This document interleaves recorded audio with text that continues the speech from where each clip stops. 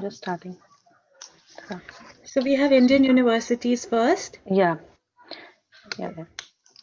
So once again, a very good morning to everyone. And on behalf of ICAE, I welcome all of you for today's session. And I would like to thank Astha for coordinating with us for this webinar today. And for the students, very important information that we'll be conducting this session in two segments. First is with the Indian universities, and second will be with the overseas universities. So we will be starting with the short introductions of the universities, and then we'll move on to the Q&A session. And meanwhile, simultaneously, you can post your questions only in the Q&A box because it is easier for us to take all your questions there. Please mention the name of the university you are asking the question to. So while the introductions are going on, you can post your questions in Q&A box with the name of the university. And if you want to have a conversation with any delegate, it will be possible after the introduction. So you can raise your virtual hand and we will allow you to talk to the delegate there. So I'll just not take much of your time and start with the introductions. So I would like to call Mr. Shantanu from NIT University. Thanks, Almas. Hope I'm audible. This is first eminent question.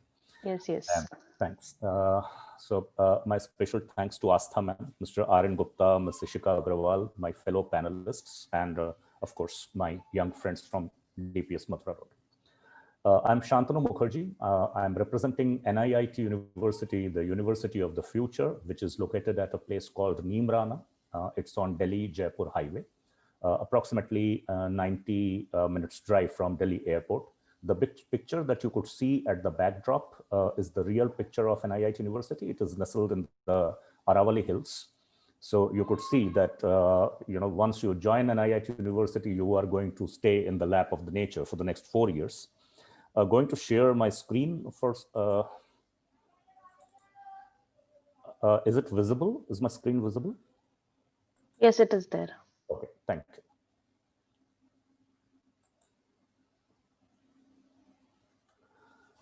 you. We have been voted as India's greenest campus. You could see why it has been so. Some of the programs that we offer at our university for PCM students, we offer computer science, electronics and communication, and biotechnology with the specializations that you could see on the screen. For PCB students, it is biotechnology. They can opt for it with the specializations like plant biotechnology, bioinformatics, or food biotechnology. We have got another program, which is 4 years integrated MBA program, which is a very unique program. Not just you save one precious year by opting for this program immediately after class 12, but also if you look at the specialization, we have added the element of technology everywhere. So it is no more marketing only as a specialization. We have added the element of marketing analytics. If you look at, it's not just finance and banking, which has been the traditional specialization. We have added the element of fintech into it. And based on the industry requirement, we have added cutting edge specializations like business analytics and digital and social media marketing. So students of science, commerce, humanities, with maths, without maths, everybody is eligible for this wonderful program. Another unique program, not many universities are offering this. It is a 4 years integrated M.Sc. It is primarily for those students who had opted for physics, chemistry, and bio when they entered class 11 and left maths. But maybe after studying 2 years of biology, sometimes they realize it is the data fact that I'm sharing with you. They realize that medicine is not the line for them. Now they want to make a comeback, but they cannot pursue BTech in computer science simply because in order to pursue BTech in computer science, you shall have maths as a subject in 11th and 12th. So this is a unique program. Why? Because in 4 years, you are getting a master's degree, saving one precious year, except the nomenclature. Rest of the things are common. So the specializations that we offer, it is the same as we offer in BTech biotechnology. The curriculum structure remains the same. Internship opportunities remain the same. And most importantly, the placement opportunities. So except the nomenclature, it is the same. So all the students who have opted for PCB and wants to make a career in computer science can opt for this particular program. Application process will start in the month of December. The applications will be available online. The students may fill up the application form, pick up a date when they would be appearing in the entrance examination. Now, based on the COVID situation in the country, right now we are asking the students to appear in this test only through online mode. So from home they can appear. Once the situation improves, we will certainly invite the students to our different admission offices across the country to appear in this entrance exam. Some of the reasons why the students shall consider an IIT University as a place where they would like to pursue their dream career. We have been awarded as the University of the Year North. We are also the greenest and the most environment-friendly campus in the country. There is a 6 months industry practice, which is mandatory, 24 weeks. It's powered by NIIT Group, the group which is responsible, or rather the pioneer for bringing IT education in the country. Over the years, since 2009, 100% placements we have been able to achieve over the years. There are credits for co-curricular activities. So whether you are interested in photography or music or dance or drama or sports, if you excel in that, it will be reflecting on your mark sheet as in the form of credit. Research project starts in our university very early, right from year 1, and 31% of the course curriculum could be customized.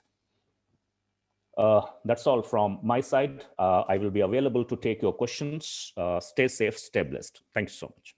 Thank you, Shantanu. Thank you very much. So students, you can start posting your questions if you have any in the Q&A box.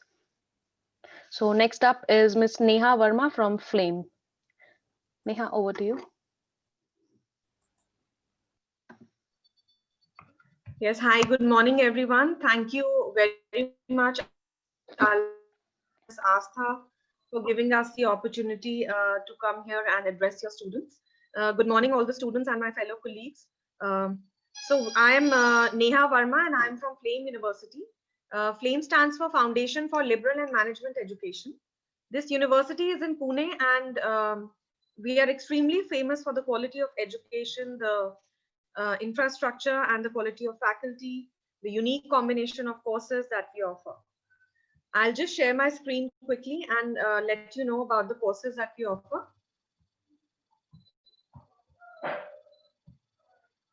Okay, so these are the specialization areas, the degrees that we offer.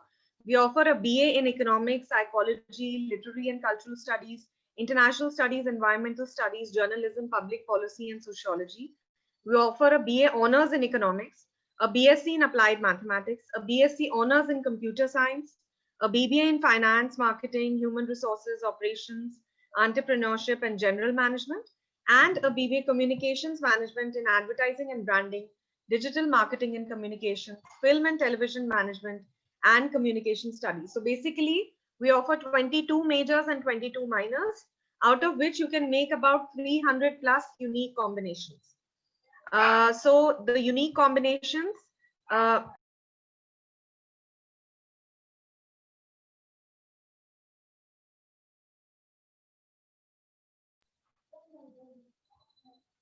okay, so apart from this, we also offer dance, music, theater, and design, but they are only offered as minors.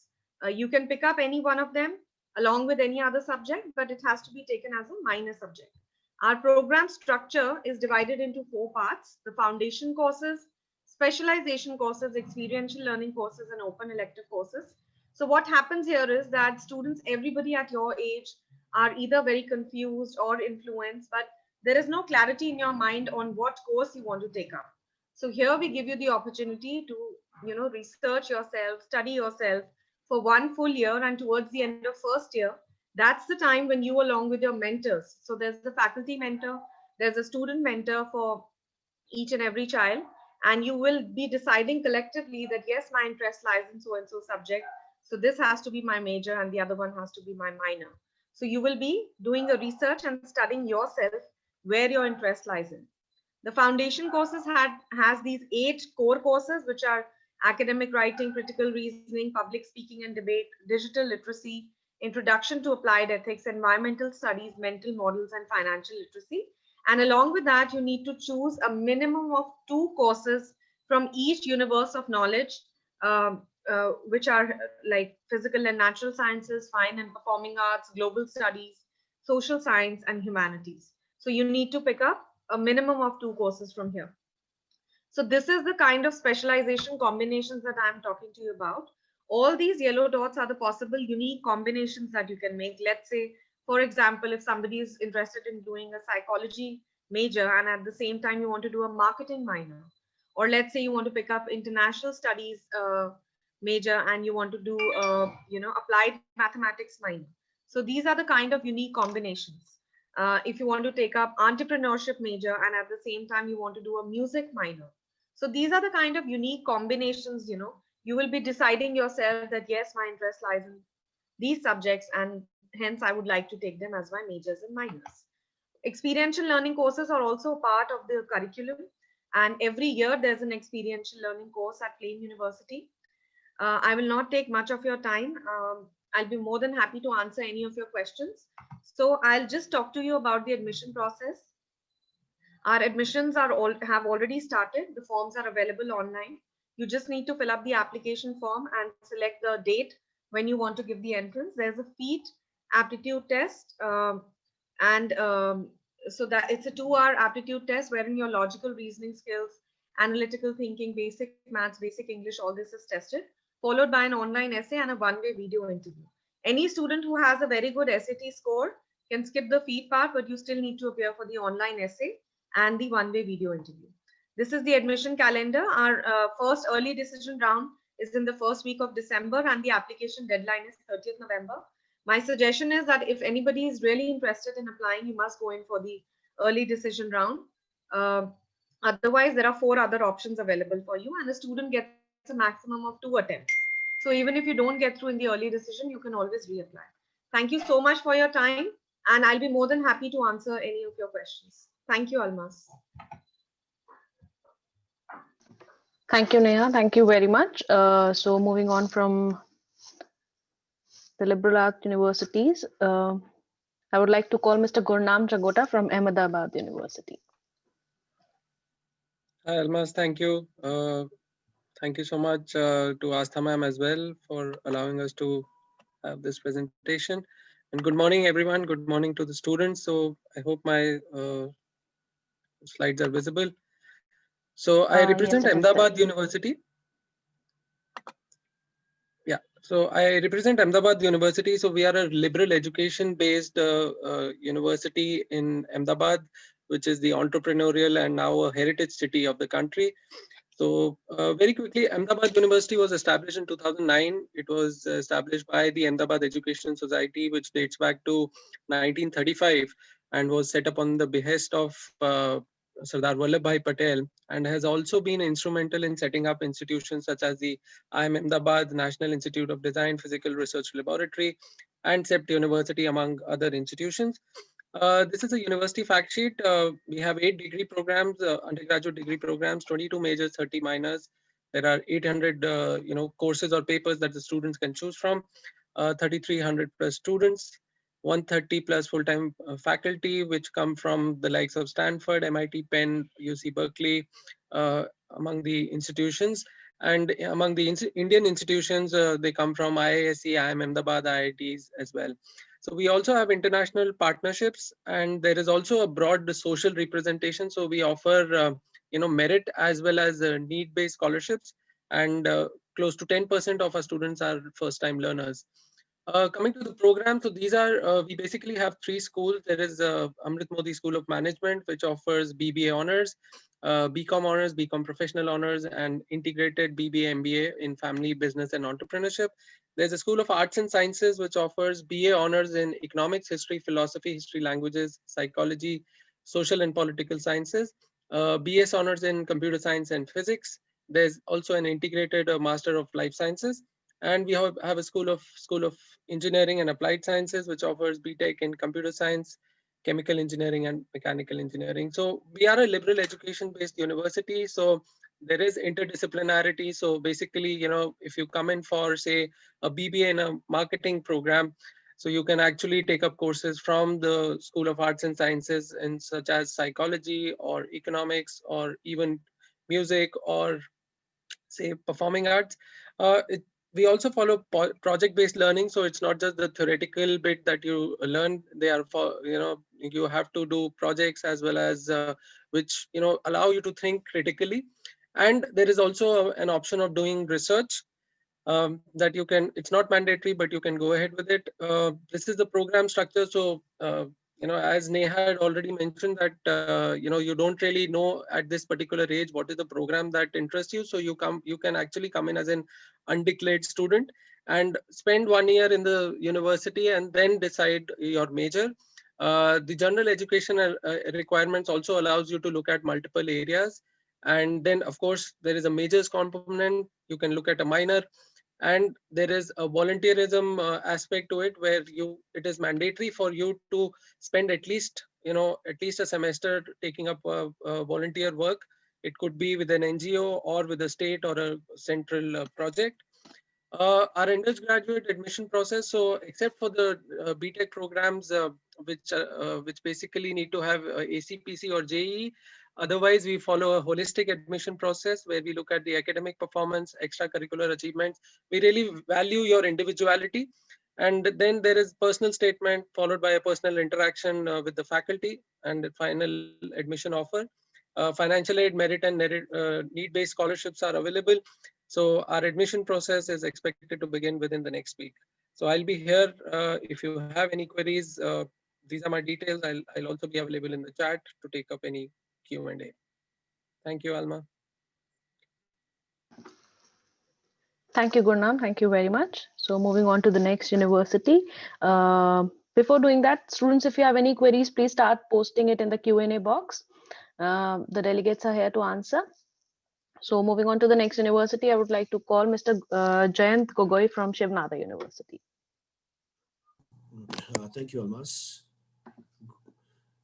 Good morning, everyone. I'll just share my screen.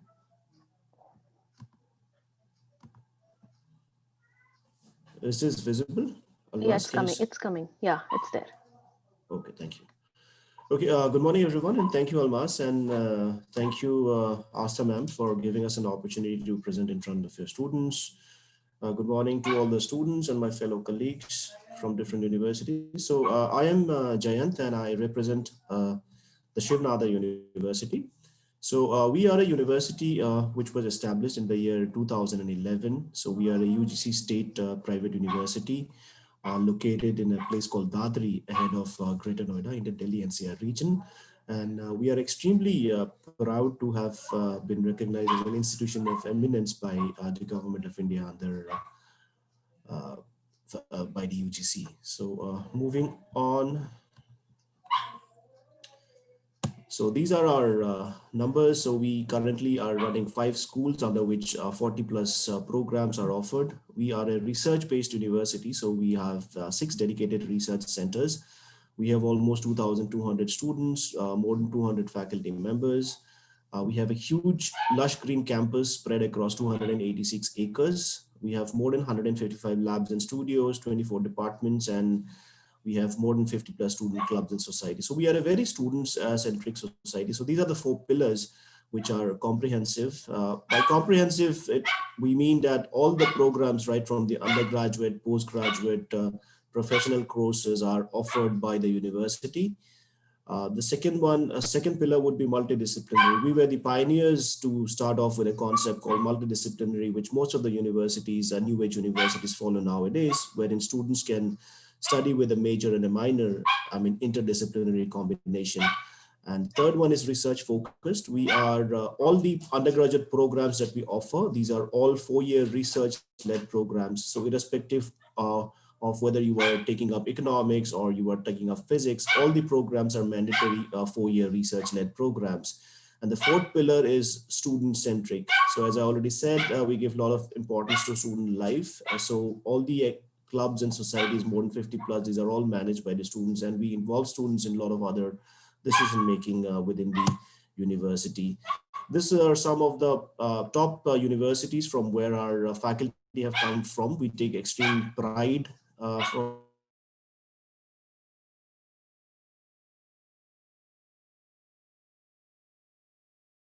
all the IITs, the IIMs, and so on. We also take extreme pride in the international collaboration that we have with some of the best universities. Like we have international collaboration for research work, for student exchange program, wherein our students go and study in any of these universities for a semester up to 1 year. Similarly, we have students from these universities coming and studying with us. There's a lot of collaboration regarding your curriculum and academic support. Exchange of professors, their professors coming and teaching our students, our faculty going there and teaching there, and then there's a lot of research grants that also happens. Quickly moving on to the admission process. Well, our admission process for 2021 starts in January. So the updates will be available on the website. So under the School of Engineering, we are offering courses in chemical, civil, computer science, electrical and electronics and communication, and mechanical engineering. So the admission process is there's four ways where you can get into admission. The first one is if you write your JEE mains and if you have 80 percentile and above. And second one is if you have a valid SAT score followed by a round of interview. The third one is our own entrance test. And the fourth one, we also consider ACT scores. The basic eligibility student needs to have a PCM score of 70% in your grade 12 for CBSE board. For the School of Natural Sciences, we are offering courses in biotechnology, chemistry, maths, and physics. The ways to get admission is similar. The only difference is there's a round of interview after our own entrance test. School of Humanities and Social Sciences, we are offering programs in English, History, Sociology, International Relations, and Economics and Finance.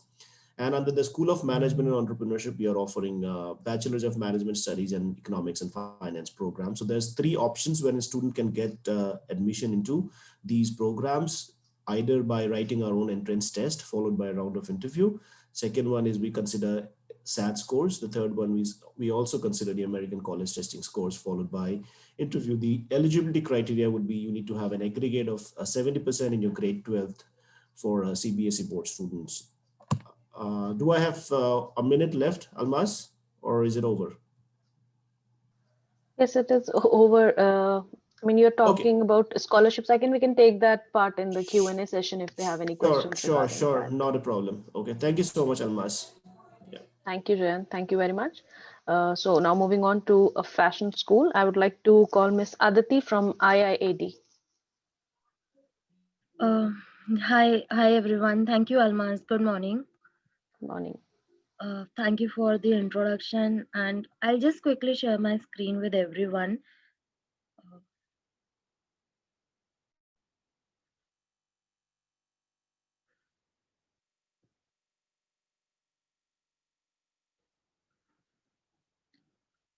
I hope my screen is visible to all. Yes, it's coming. Yeah, there. Okay, great. So yeah, thank you so much for giving us the opportunity to speak amongst the students today on Sunday. And I just quickly speak about the design courses and the design industry, which is nowadays a booming industry in India. So this slide is just to present you that you can bridge your passion into profession. So there are many students who has this passion of painting, drawing, sketching,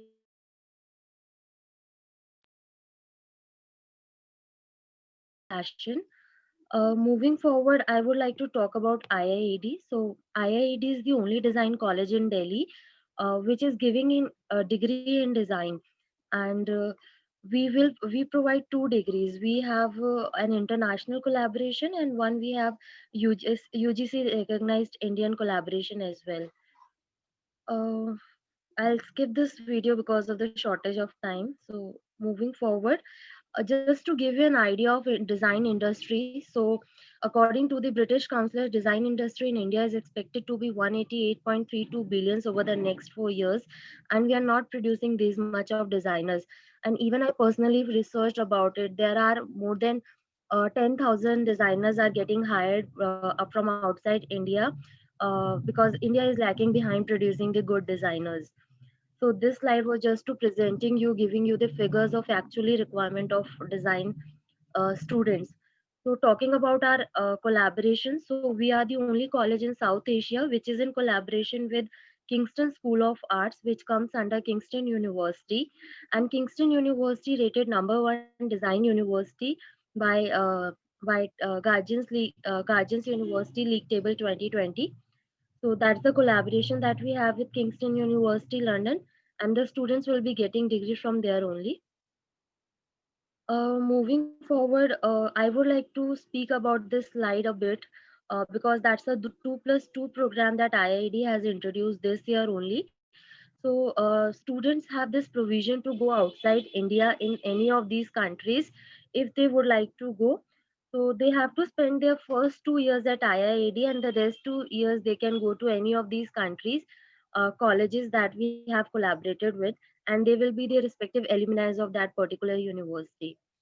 Talking about the courses that we have, so we have 3 design courses. We have fashion design, communication design, and interior architecture and design.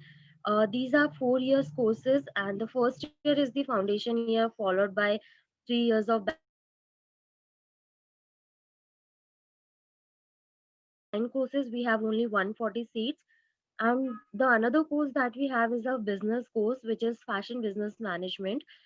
For the students who need to understand the business and the management aspects of fashion industry, they can choose this course, and it's a 3 years degree course.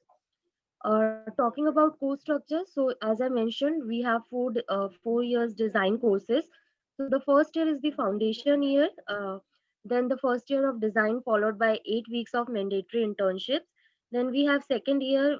After that, we have 16 weeks of mandatory internship, and the final year of design industry.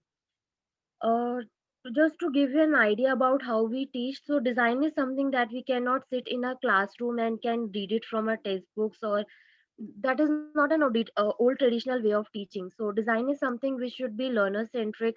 We have project based learning wherein students will get only projects to evaluate and assess by the faculties. We have thinking through making projects because designers are those who can build anything while they're doing their project. Maybe they can mold their project while they're doing that. We have interdisciplinary approach. So in that, students are not limited to their specific field, but they have this provision to switch to any other discipline, and they can work together. We provide industry interface approach wherein we send students to the industry and do their live projects. So just an idea about fashion design, communication design for those students who would like to go for graphics, animation, UX, UI designing, game designing, interior architecture and design. I think we Uh, just a uh, just a brief about the ID that is connected with 139 plus organizations for the students' internships and placements. These are few examples. More are there on our website. Just to talk about the admission process, so the process is simple. Our application forms are already out on our website. We have our entrance examination on 26th and 27th December, which is online and offline both. And then after an entrance examination, there could be an interview or a portfolio round. IID do provide scholarships on the basis of your performance in the entrance examination. So the forms are already out. If the students are interested, they can go to our website. These are our details. Thank you everyone for watching this presentation so patiently. If anyone has any query, please feel free to ask. Thank you, Aditi. Thank you very much. Thank you, Alma. Yeah, so I would like to invite Mr. Shailendra Singh from OP Jindal University now. Thank you so much, Almas. I'm sharing my screen. Is my screen visible? Yes, it's there. Thank you so much. A very good morning, everyone. We are OP Jindal Global University, a philanthropic initiative by Mr. Naveen Jindal. We are located in Sonipat, Delhi NCR. Established in 2009, we have been quoted as one of the most promising and upcoming university of this country. This year, the QS agency has ranked us as the #1 private university of India. They have also ranked us as #1 universities in social sciences, arts, and humanities. And last year in 2019, the central government selected us under the Institute of Eminence. So out of 900 universities, they selected 20, and we were one of them. We provide 18 undergraduate programs, BA LLB honors, BA LLB honors, BBA plus MBA is an integrated program, BBA honors, BA legal studies, global affairs, political science, economics, social science and policy, liberal arts and humanities, journalism and media studies, environment studies, entrepreneurship and finance, psychology and counseling, BCom honors, BArc, BA in built environment studies, and BA design. I would suggest each one of you to please visit our website for in-depth information about the programs, the faculties associated with the programs, and the curriculum also. We are a multidiscipline university, so every semester the students get an option to select electives from more than 200 subjects from across the schools. We are a global university, and there's a reason why we call ourselves as a global university. One is we maintain a faculty student ratio of 1:10, and most of the faculties, around 80% of faculties, hold international degrees with them, out of which 50% faculties have degrees from top 200 global universities, and we have 17% faculties are of foreign nationals. We have tie-up with more than 250 international universities across 52 countries. When I say tie-ups, it is for short-term study abroad program, semester exchange program, or dual degree program. These are exclusive tie-ups, and every semester more than 150 students go for more than 100 universities for their semester exchange program. As I'll again request you all to please visit the website for in-depth information of all these tie-ups. It's a very active campus throughout the year. The students have their own clubs and societies under which they keep on organizing fest and cultural fest and events. In fact, we also have inter-sports competition, intra-sports competition. So you can see students involved in a lot of sports activities like cricket, football, badminton, tennis. We also have an Olympic-sized swimming pool. Spread across 80-acre campus, it's a fully residential campus. The classrooms and the hostel rooms are air-conditioned. We are a research-focused university. Therefore, we have a library with exhaustive collections of books and journals. As it's a residential program, so the dining facilities, services are taken care by Sodexo. But there is also a food court which has outlets like Subway, Moti Mahal, Domino's, Cavendish, many more. In fact, I would extend an invitation to all of you to please visit the campus once the things get normalized. As of now, you can visit our website and you can have a look at the virtual tour, which is posted on the website.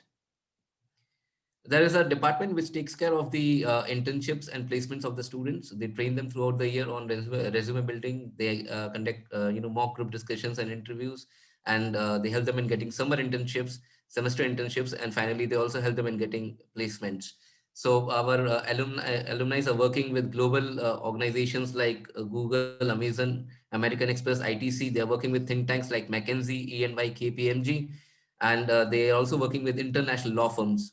And students who have opted for higher education like masters and PhD, they are pursuing it from world-class universities. Coming to the admission process for law, if you want to apply for our law program, you need to appear for LSAT India test, and if you're applying for the architect program, then you have to appear for the NATA test. For rest other programs, we have a holistic admission process.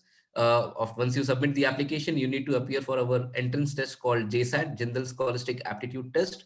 In case if you are appeared for SAT examination, then you don't need to appear for JSAT, followed by an interview with the faculty. For any other information, you can visit our website or you can put on your questions in the chat box. We'll be happy to answer your questions. Thank you so much, Almas. Thank you, Shailendra. Thank you very much. So next up is Ashoka University. I would like to call Mr. Shaurya Chima.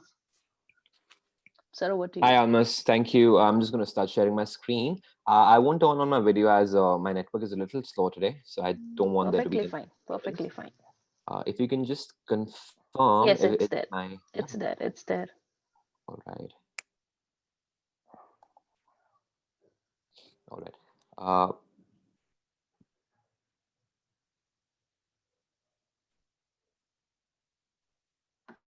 Hi, good morning, everyone. And good morning, everyone. Thank you, Almas, and thank you, Ms. Mahajan, for having us be a part of this career fair as well. As we are limited for time today, I'll try and cover everything really quickly. Try and make it really crisp as well. My name is Shaurya. I work with the outreach team at Ashoka University, and we are a liberal education university.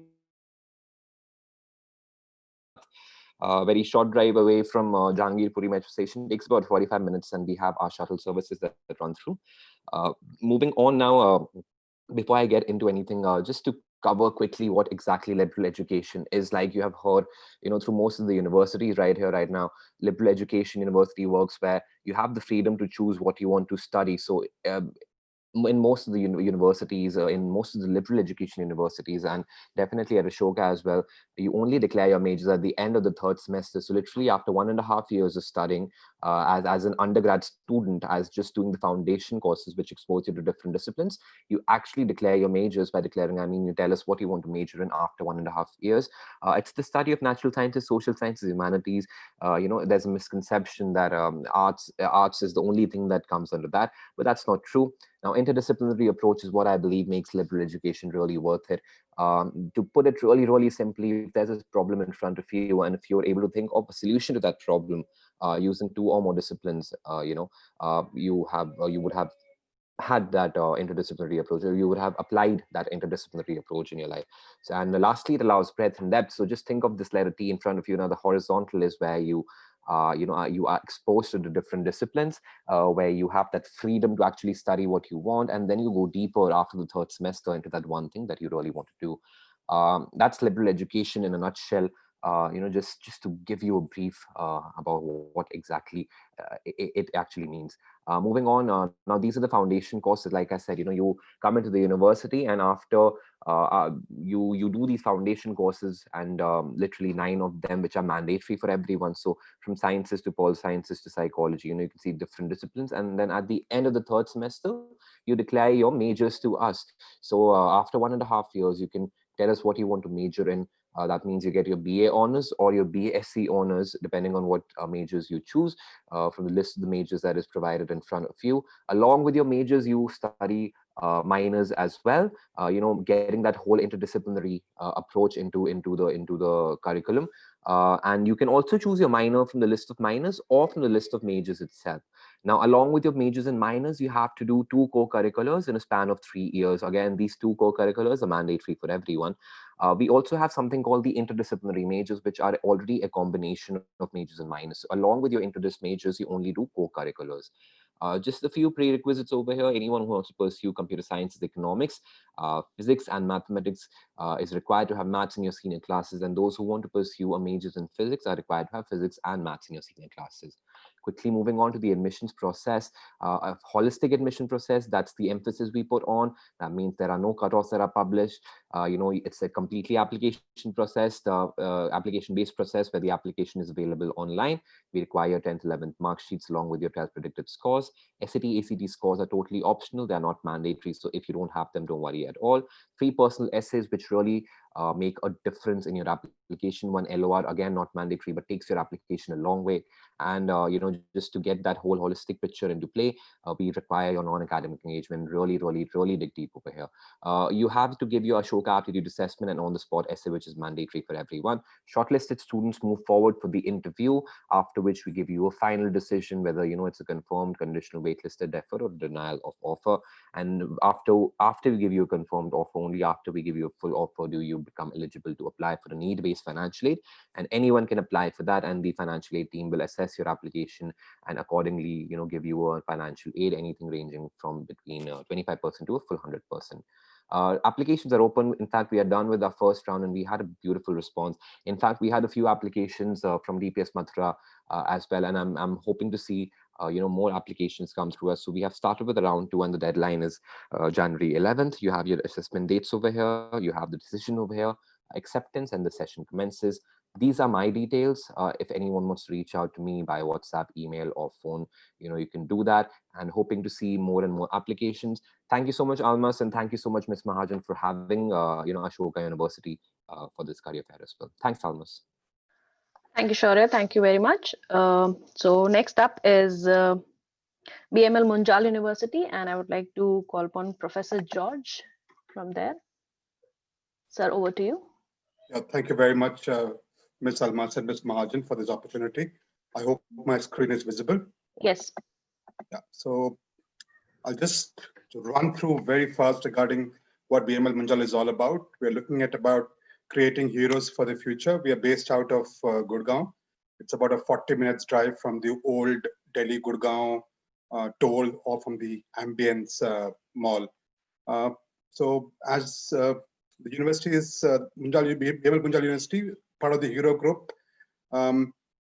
We have Hero Moto, Hero Cycles, Hero FinCorp, Hero Steel, Hero Corporate was a part of the Hero conglomerate. We are in education since 1964. We are running schools. We are also one of the founding partners of ISV Hyderabad. One of the important things which we're looking at why as a school or as a university we are here. We're looking at building human resource development, affordable high quality education, a foray into research and development. Started in 2014, we had the academic partner with Imperial College London, which started in 2013. 200 plus corporate coming onto campus, 2,300 plus students. I will not look more into it. When it comes to collaborations, there's Berkeley, Carlston, Kent, Aston, Warwick, Singapore Management University. The dean is a part of the governing body for the School of Management. 45% curriculum designed based on experiential learning. This is one of the main forte which we feel education should go ahead. That is multidisciplinary, multi-dimension, and life skills. All three, and the dark spot is where I feel a student should be when he or she passes out from the campus. Just to give an idea about how multidisciplinary, if you're doing a BBA program, you're doing psychology, you're doing sociology, how does it help? BBA in digital marketing or marketing, if you don't understand your customer, if you don't understand your segmentation, you may not get the ideas right. If you're a BTech student, you're developing app, you don't know the customer, how the customer reacts to a particular thing. So that's a reason why amalgamation of subjects like psychology, sociology, we want you to be close to the Indian culture, ethos. We talk about world civilization, Indian economy. These are courses which you can take based upon your interest. If you're doing a BCom, we also grown to the fact that fintech is very important. So cloud, digital transformation, data privacy, cybersecurity, all are a part of the BCom curriculum and the BBA curriculum. Center for Excellence, we have Center for Excellence with Intel, Microsoft, IBM, Siemens, and of course, the Hero Group. Practice school is a very important parameter for us because we believe in experiential learning. If you don't go to the industry, you will not learn much when it comes to what's the difference between the gap between what has been taught in the classroom and what's happening in the industry. So practice school helps you do that. This is the advisory board, the governing body. These are the programs we offer. We have a BTech program, a BA Economics, a BBA Law, MBA, and we also have the executive education and the PhD programs. We also would be starting the School of Liberal Arts this year, or exactly a school, a specialization on that. This is the journey about how BML Munjal evolved from 2013 to 2019. About our tie-ups, regarding our recognitions, these are some of the recognitions. And as a B school, as a School of Management, we are ranked 37 when it comes to the NIRF ranking. Students doing well in the world map. And when it comes to the National Employability Award, which was given to us as a top 10 campuses nationally, this is for engineering colleges done by Aspiring Mind. We have Wipro, Virtusa, TVS, and all these companies coming into campus. Thank you very much for your time. If any questions, I would love to take it. Thanks, everybody. Thank you very much, sir. So now we are in the Q&A section. So I can see questions have been answered, although I would like to take these questions again so that all the students can hear. But before doing that, I would like to ask Astha if you have any queries.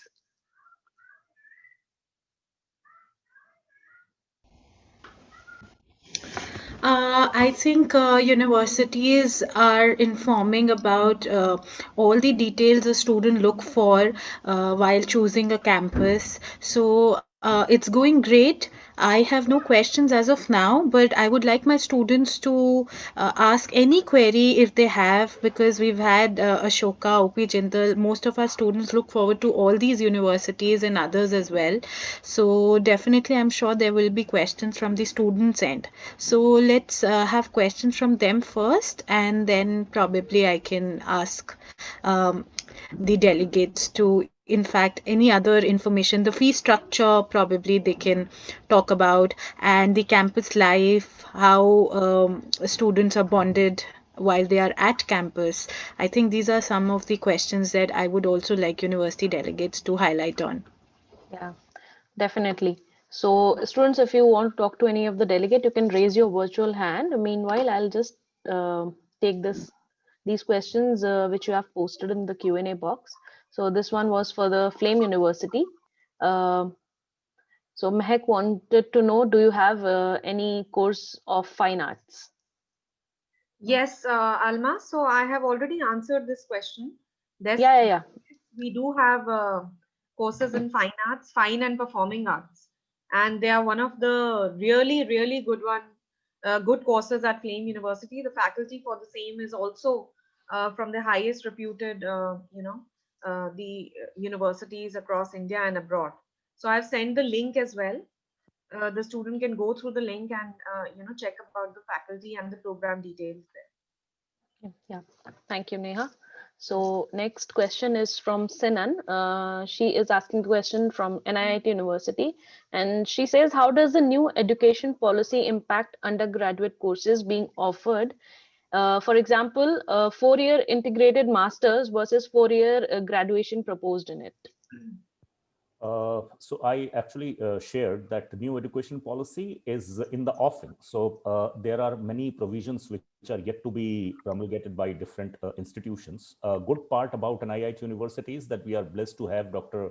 K. Kasturirangan, who was ex-chairman of ISRO, and he was also the chairman, or is the chairman of a new education policy. So he is our chancellor. So we are guided by his able stewardship, and all these parameters that NEP proposes will be taken care of at an IIT University. We offer both the types of programs: 4-year bachelor program like an engineering, and 4-year integrated master's program, which are for the management professionals. So instead of doing 5-year program, you can do 4-year program, simply because we have checked the repetition of the curriculum part normally, which happens when you go from BBA to MBA part. Okay, so regarding the admission process, so when are you starting, or it has already started?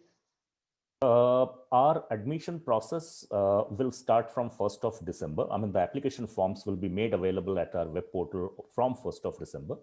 Students can submit the application form and can be a part of the admission process, which is mentioned in detail at the web portal.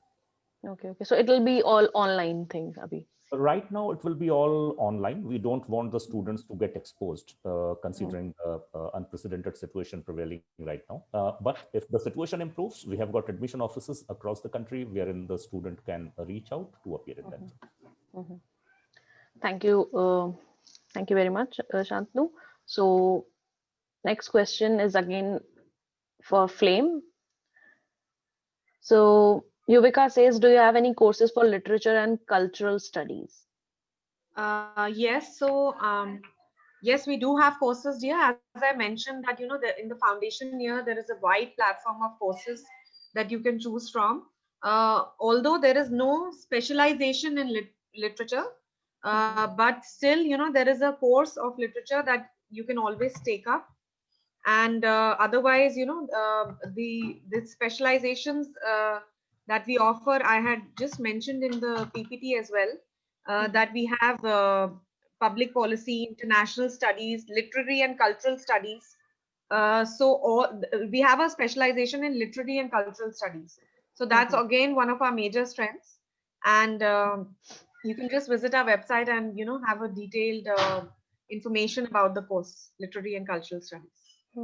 So Neha, if you can actually repeat regarding the admission processes. Yes, sure. Flame. So our admission process has already started, and one just needs to visit our website and fill up the application form. Along with the application form, you need to submit certain documents like your 10th, 11th mark sheets, your extracurricular achievements, past, and your SOP, which is about, it has about 3 questions, and the word limit to answer them are about 150 to 200 words.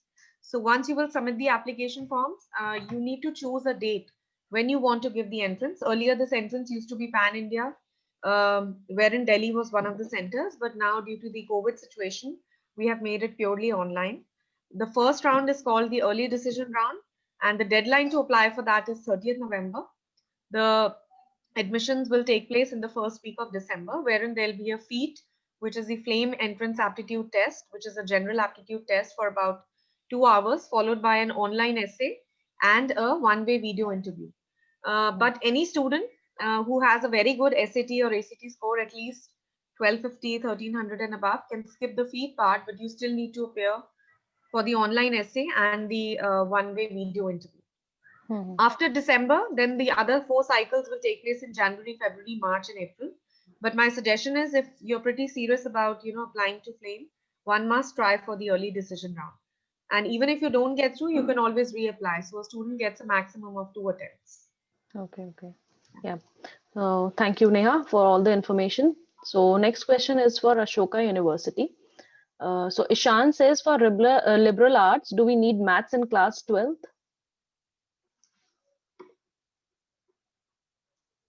Shaurya, you there?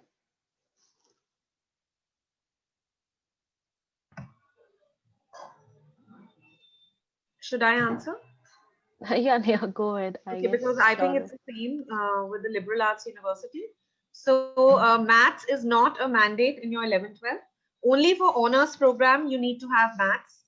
Like we have the economic honors or the B.Sc computer honors in computer science. For that, you need to have maths in your 11th, 12th. For any other course, we do not have any prerequisite about having any course, earlier to pursue that. Okay, so I guess, Ishan, you have got your answer. And Shaurya, if you want to pitch in, anytime you can. Jayant, you wanted to actually talk about the. Hello, Jayant, you there? Yeah. Yes, I'm here. Yeah. So you were talking about the opportunities that they will get scholarships and admission processes also. Yeah. Right. So admission process. So our admissions will start from January. Okay. So we follow a four-pronged process. So first, the application form. Yes, we have a essay included there. I mean, it's not an essay. Actually, it's a statement of purpose, which there's a lot of weightage in that. So we try and encourage our students to write it themselves and talk about what they have achieved other than their academics. Okay. And then we have our own entrance test. We also consider the SAT scores, the ACT scores, and so on. And regarding scholarships, we offer 4 types of scholarships. The first one is a gifted student scholarship, which is given to the top 100 rank holders of your respective board, or that of 500 rank holders in JE Advanced or KVPY rank holders, and so on. The second is a merit cum mean scholarship, which is given to students who have scored 92% and above in your boards and whose family income is less than 8 lakhs. So it is given to those students. You can get up to 100% scholarship. The third one is a sports scholarship given to students who have represented your particular sport in the state or the national level. And the eligibility for sports scholarship is 60% in your boards. And the fourth one is a rural scholarship. There is a list of 18 schools which we have identified. These are the Navodayas and other schools. So if you know of any student, meritorious student who studies in any of those schools, you can, definitely tell them about our university, and the entire education will be funded by the university. So that's all on us. Yeah. Yeah. Thank you, Jen. Thank you very much. So I would like to Almas, can I have a question from all the delegates? One common question from all the delegates. Sure. Go ahead.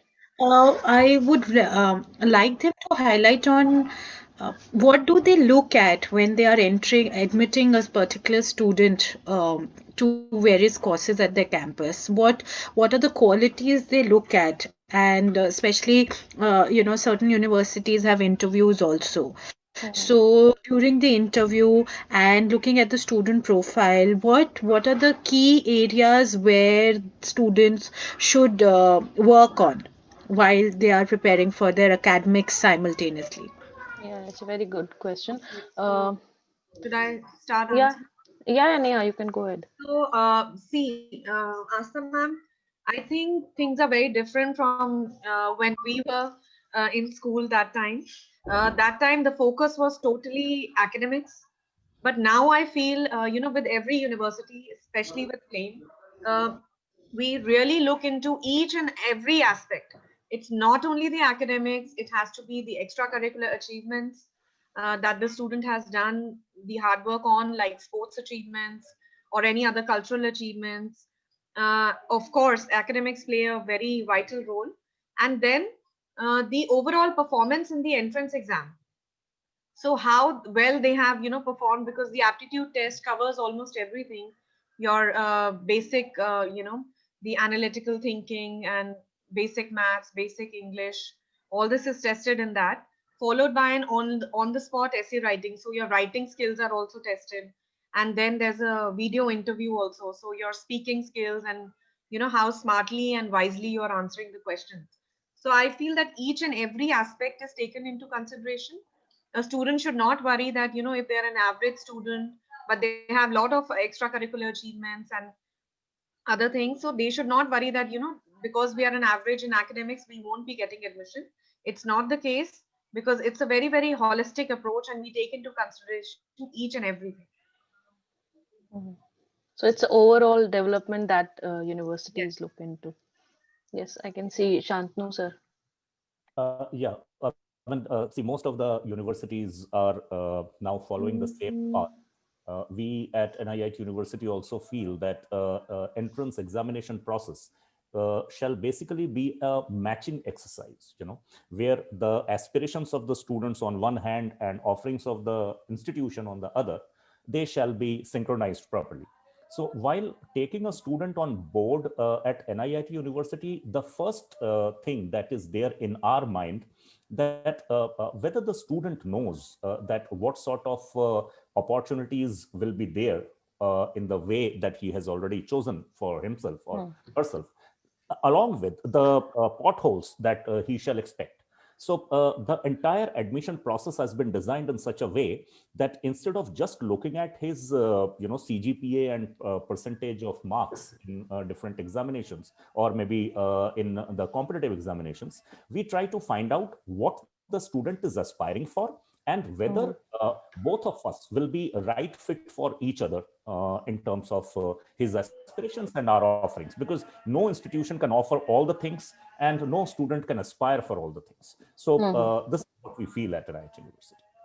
Just to add on to that, Professor Yeah. George from BML Munjal University, Yes, sir. I very much agree with Shantanu, what he mentioned about the fact that what's the career path, what are they looking at, and also agree with him that marks is not the be all and end all of everything, but what is the students, one thing is having an aspiration. The second thing is, what does he know about that today? There's a thin line. There's a thin line between what we learn in the classroom and how we perform that in the industry, right? So if someone says that I want to get into digital marketing, the first question which may come on to him was, okay, what do you understand by that? What are the different parameters of it? How do you see yourself growing ahead with it? I think the old-fashioned thing of asking a student where you see yourself in 5 years time, 5 years time has gone, because I think now a generation gap is 3 years. It's not even 10 years. So just to understand a student, number one, very important, where does he want to be? And number two, what he wants to learn. Right now, what does he know about it? Or to say, what has he tried to find about that? That should be very important for a student to look into before sitting for the interview. Yes, sir. Thank you very much. Yeah. Gurnam, you wanted to add something? Yeah. So, ma'am, I think, all our application processes actually give us just a glimpse of what the student is all about. I think when we look at the extracurricular achievements and finally when we have that interaction, during the interaction, the idea is to understand who the person is behind that application, right? I mean, what is it that they bring to the university aspect, right? And what are their aspirations, as my earlier speakers had pointed out. So instead of just that, the marks bit, even in the marks, as Ahmedabad University looks at class 10th, 11th, as well as 12th. So it is the progressive, or how has the student fared? It's not just say a one day kind of a class 12th examination that we look at. So over a period of time, what has been their academic performance? And of course, then once they are there for the personal interaction, to understand the individual aspect, their qualities, their aspirations, how do they want to proceed in their life, what is the area that they are looking at. So I think it's all it is knowing about that particular individual, because each of them is different. So that's the particular idea. Yeah, definitely. Shailen sir, your take on that? Yes, ma'am. So as I said in my presentation that, our admission process is a holistic approach for all the programs. So it's a three-step process, basically, beginning with the application where the student has to write about the statement of purpose, and then followed by a entrance test called JSAT. And then the last round is the interview round. So the last round with the faculty is the interview with the faculty is a very important step, I would say, in the admission process, because that is where the student will have to justify to the faculty that why he or she and why not the other, and moreover what value addition they're going to bring to the campus. That is what the faculties really look forward for, that how much passionate the student is for the program that he or she has applied for, and how much interested he or she is towards the program, what kind of research they have done towards it. That is what they really look forward for. So I have only one question, that sometimes students are very confused. They just join some course, and then after say 1 or 2 months they start gaining the interest towards that.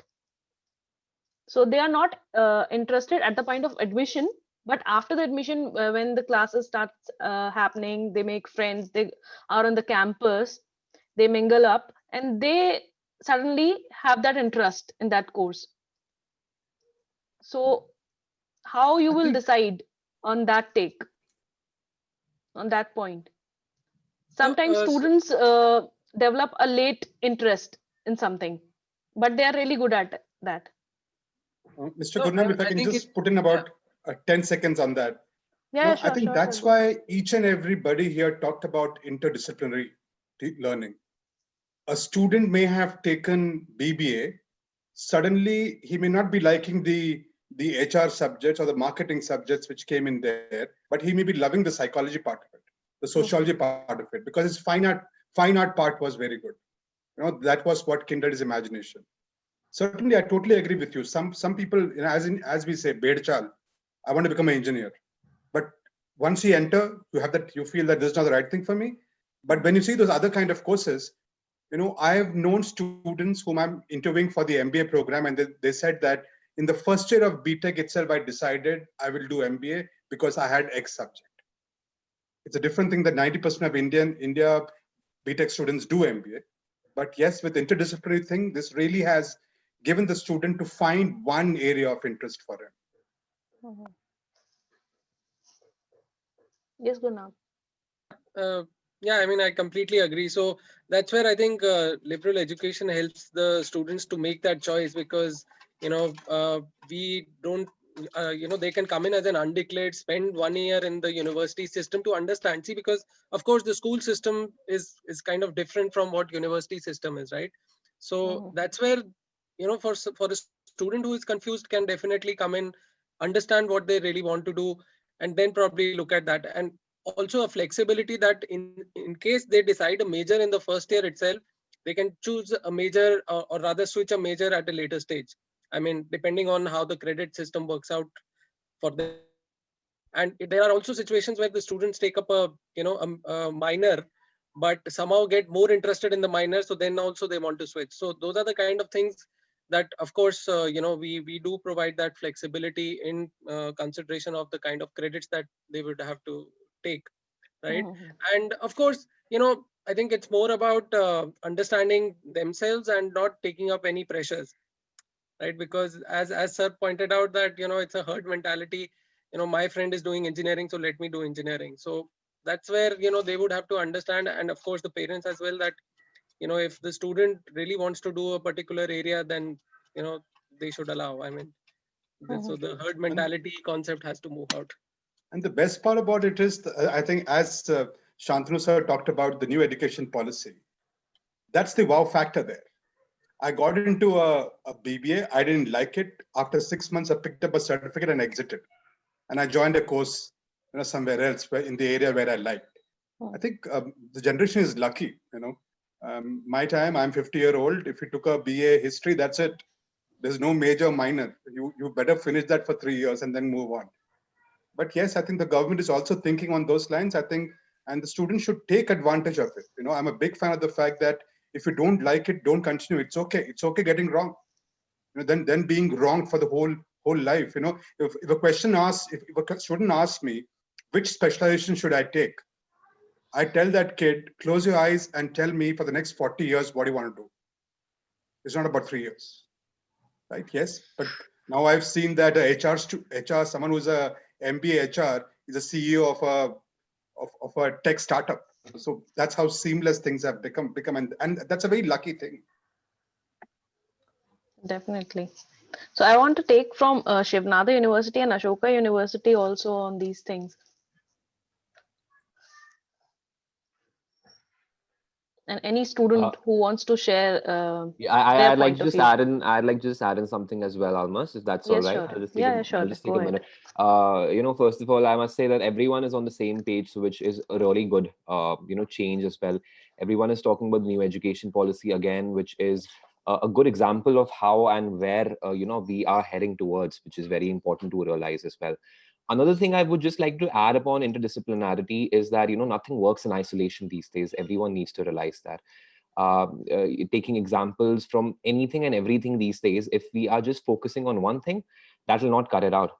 And the future is very uncertain now. We are at the fourth industrial revolution, and we know that the future, there are going to be major changes in the market when it comes to jobs. So there are going to be job losses, but then again, opportunities will be plenty.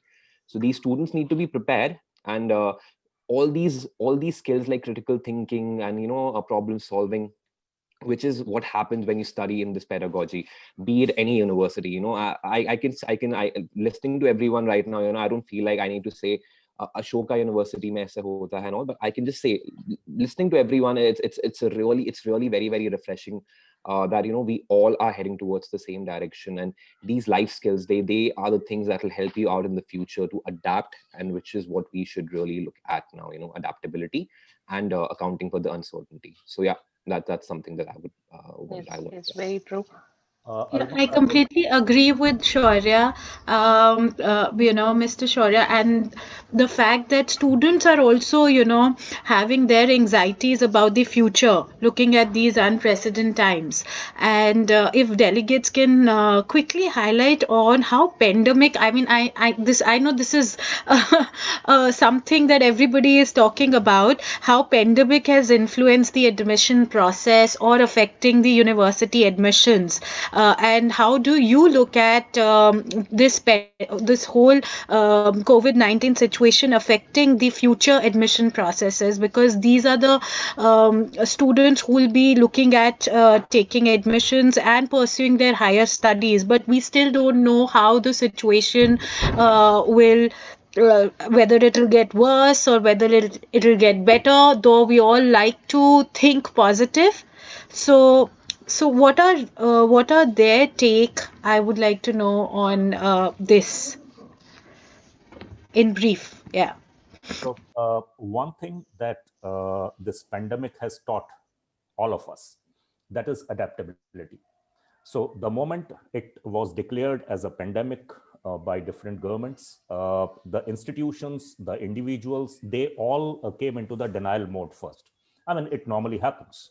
Then slowly and gradually, they started realizing that in order to survive, in order to move ahead, they would have to adapt to the technology.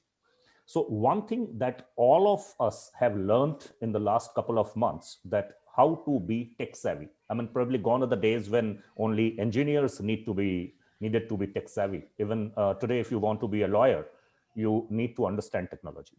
So this is one aspect of it. That is the adaptation in terms of technologically savvy to know the new things. And it has also impacted the admission process. Almost all the universities these days, they are asking the students to fill up the application form and appear in the entrance examination from their homes. Now, on the part of the student, I mean, if I try to put myself into the shoes of the student, one thing that they all will be facing, that is the lack of sitting across the table, lack of the opportunity of sitting across the table, because once you sit across the table, your entire body speaks. But here you have to just talk with your mouth. So this is number one. Number two, the challenges that we are facing, especially in tier 3 or tier 4 cities, that in order to be tech savvy, they probably are not backed up with the right kind of technology. Either the internet speed is not that good, or the kind of stuff they are using at home is not synchronized with what we are expecting them to use. So slowly and gradually, I'm sure that these drawbacks will be taken care of, and going ahead, it will be only based on the technology part.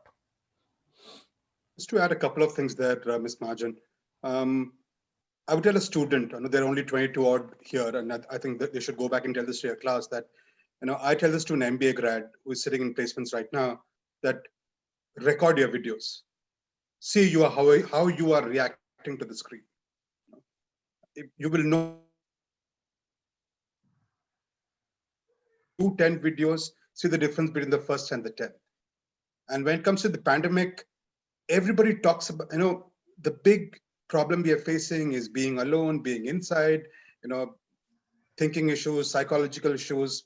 My 8-year-old, I see him crying someday that I don't enjoy with my with my fellow classmates.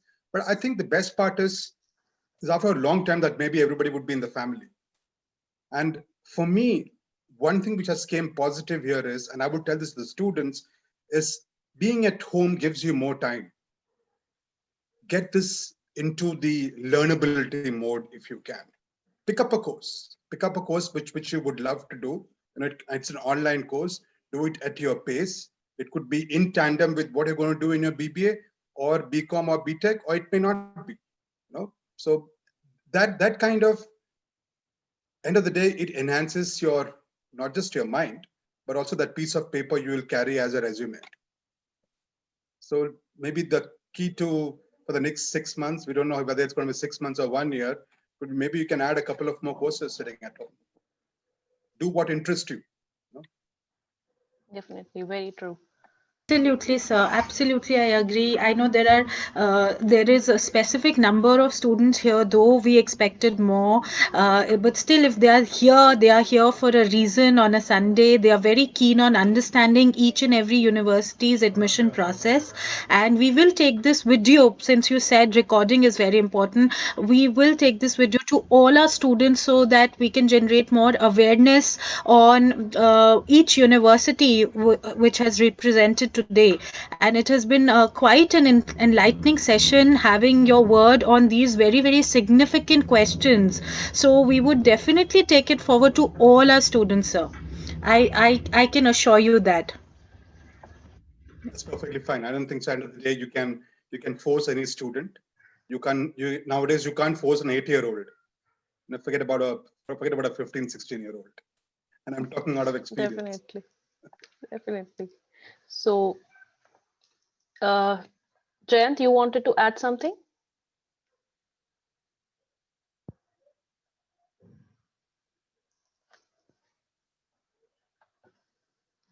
Jayant, are you there?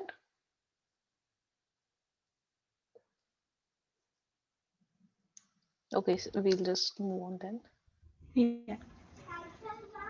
Can I have Aryan? Aryan, would you like to ask? Yeah, I want a perspective from the students Yeah, also. Aryan, Ishika, these students are the ones who have taken up the leadership role in organizing this whole event. We had a career symposium, 2-day event where we had webinars from various experts yesterday, and today we are having this university education fair. So I would request my club, career counseling club president, student president, and vice president to come forward and ask their questions, reflect upon what have they learned from these 2-day sessions, and especially what everybody has been sharing today from each university present here.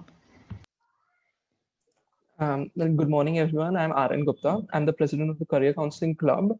Well, the university fair, this particular event has been very insightful, as like throughout the 2-day event that we are having in the career carnival and in the perfect interview, we saw a very a pattern in which a lot of students were concerned whether, like, if they do not have a particular subject, then can they actually apply for this university, or can they apply for this course? So having such a university fair where they can interact with the university representatives on a one-on-one basis is extremely beneficial for them, as they can have their concerns addressed live by the experts. It has been extremely helpful, I feel, for all the students. Thank you, Aryan. Thank you very much. So we will shortly be joined by very good overseas universities within a few minutes, and I can see few people have already joined. And I would like to thank all the Indian universities who have joined us today and patiently discussing everything, taking the questions from the students, from us, from everyone. Thank you very much, everyone, for joining us. Thank you. Thank you. And stay safe and stay healthy. We'll take a 5-minute break, students, and then we will start with the overseas Almas, university. I would also like to thank each and every person who has Yeah, sure. presented today, Professor George, Mr. Shantanu, Mr. Gurnam, Ms. Sneha, everyone. Personally, I've taken back jotted down my points on each of the universities. Since I am working closely with my students, I can definitely pass on the information to those who've not attended today as well. So it has been great to have you all present in front of my students. Thank you so much. Thank you for your inputs, very valid inputs that you've shared today. Thank you so much. Thank you, ma'am. Thank you so much, ma'am. Thank you very much, Ms. Mahajan. Really appreciate the time given. Thank you very much. Thank you. Thank you, ma'am. Take care.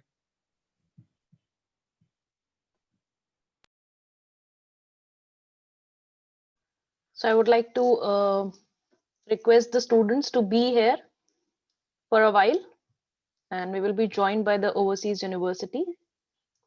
So I can see Niharika is there. She has joined. Elanjana ma'am has also joined.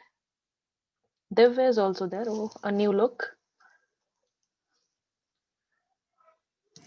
It's the COVID-19 look. I like this one. I like this look. And it's here to stay, you know.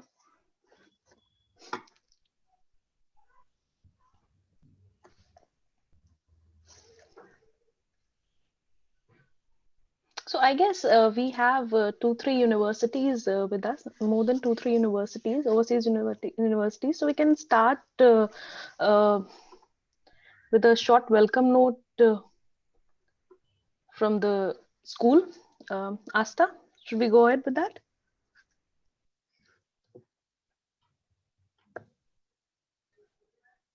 Yeah, Almas, Good morning, gentlemen. Good morning, everyone present here today. I would request Sonia, my student from my student council, to welcome everyone today here in ICAE on behalf of my school. I like my students to take the lead, so I would want my student to do that.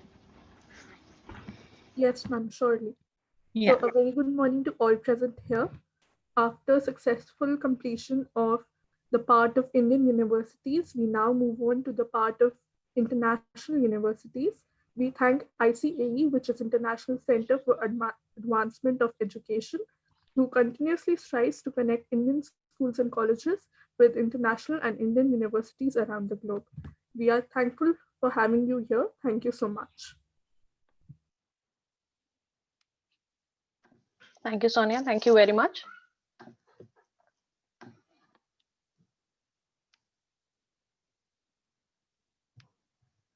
So we have started with the questions thing. So students will be having the same drill. We'll have short introductions from the universities. Simultaneously, you can post your questions in Q&A box. Don't post it in the chat box because it is very difficult to extract your questions from there. So I will very quickly start with the university introductions. We'll start with the University of Windsor, Canada. Ms. Niharika, you can take over from here. Thank you, Almas. Good morning, everybody. Good morning. This is Niharika, and I represent the University of Windsor, which is in the Ontario province of Canada.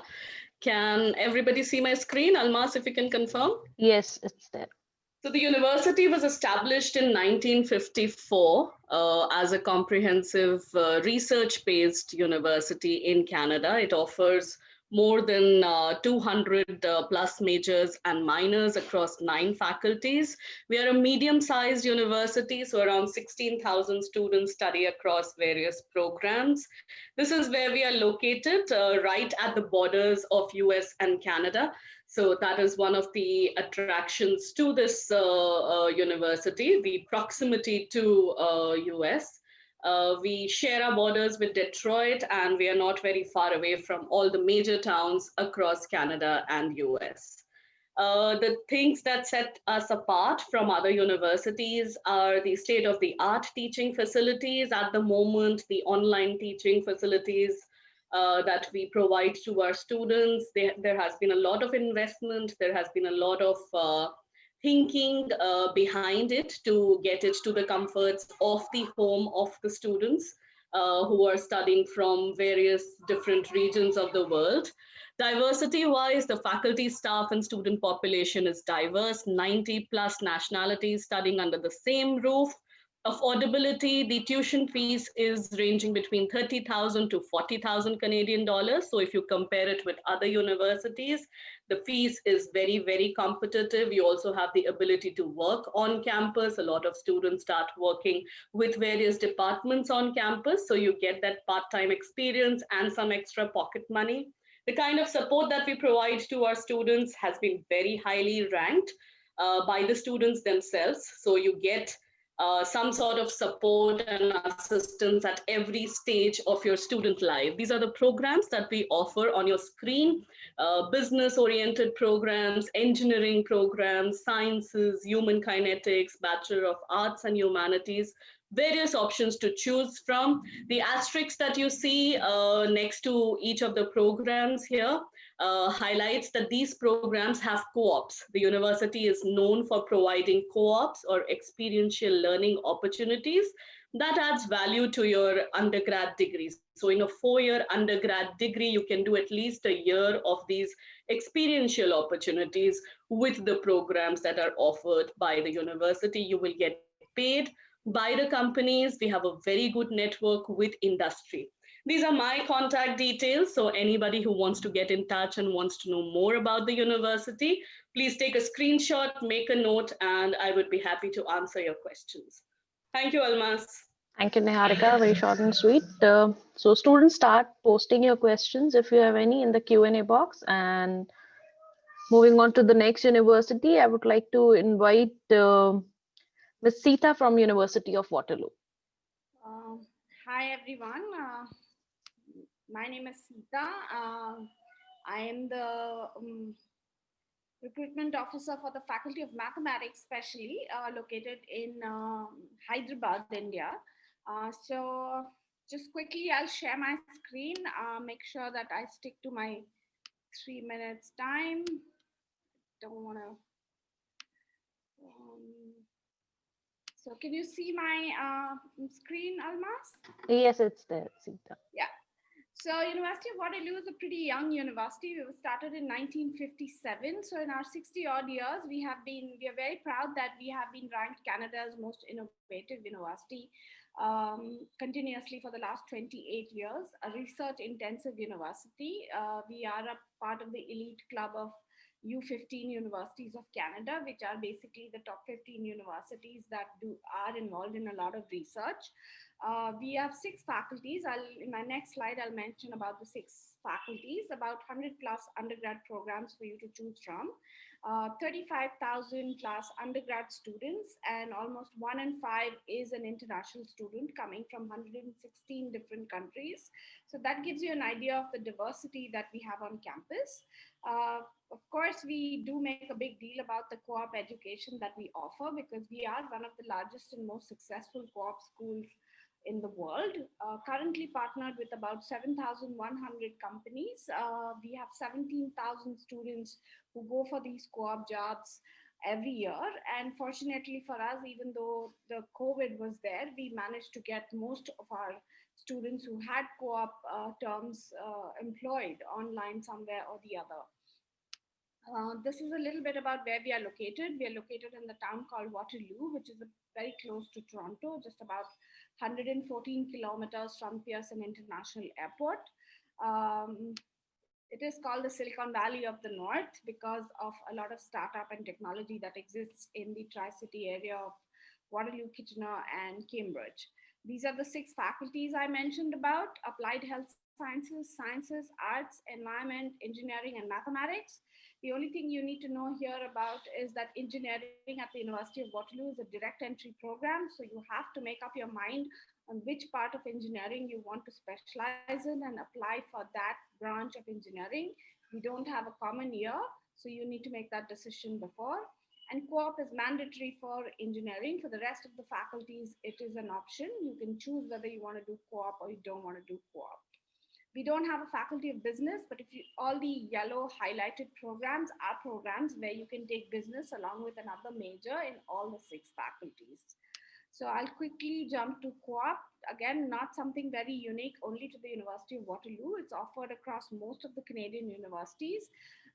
Basically, it's like an internship or a job opportunity that is built into your curriculum. So it's like a credit program, and it is a whole term, which means that you will be working for 35 to 40 hours over an entire semester. And this is what it looks like to you as a student. We offer about 4 to 6 work terms for the students. So you have the opportunity and the platform to graduate with about 2 years of work experience. You can earn anywhere between $40,000 to $90,000 over these 6 work terms. And of course, the experiential learning is a very, very important component of co-op, and it's an opportunity for which you cannot add a price tag. I will just mention a little bit about AIF. Students who are applying this year, make sure you talk a lot about your extracurricular activities in this form, which you will get access to after applying, because many students ignore this form. And this is a form that many a times becomes a deal breaker. And this is what helps both in terms of admission as well as scholarships. So I will just give a snapshot. Our fee structure ranges from $40,000 to about $61,000. We do have some scholarships, so if you're interested, please write to me and I'll share more details about it on how you can apply for scholarships in different faculties. These are my contact details. I'll also leave it in the chat box, or you can write to me or get in touch with me anytime you have any questions. Thank you so much, Almas, and thank you, everyone. Thank you, Sita. So moving on to another university, next university, I would like to invite Ms. Nilanjana Shin from Trinity College, Dublin. Hi, Almas. Hello, ma'am. Good morning. Good morning, everyone. I'll quickly share my screen.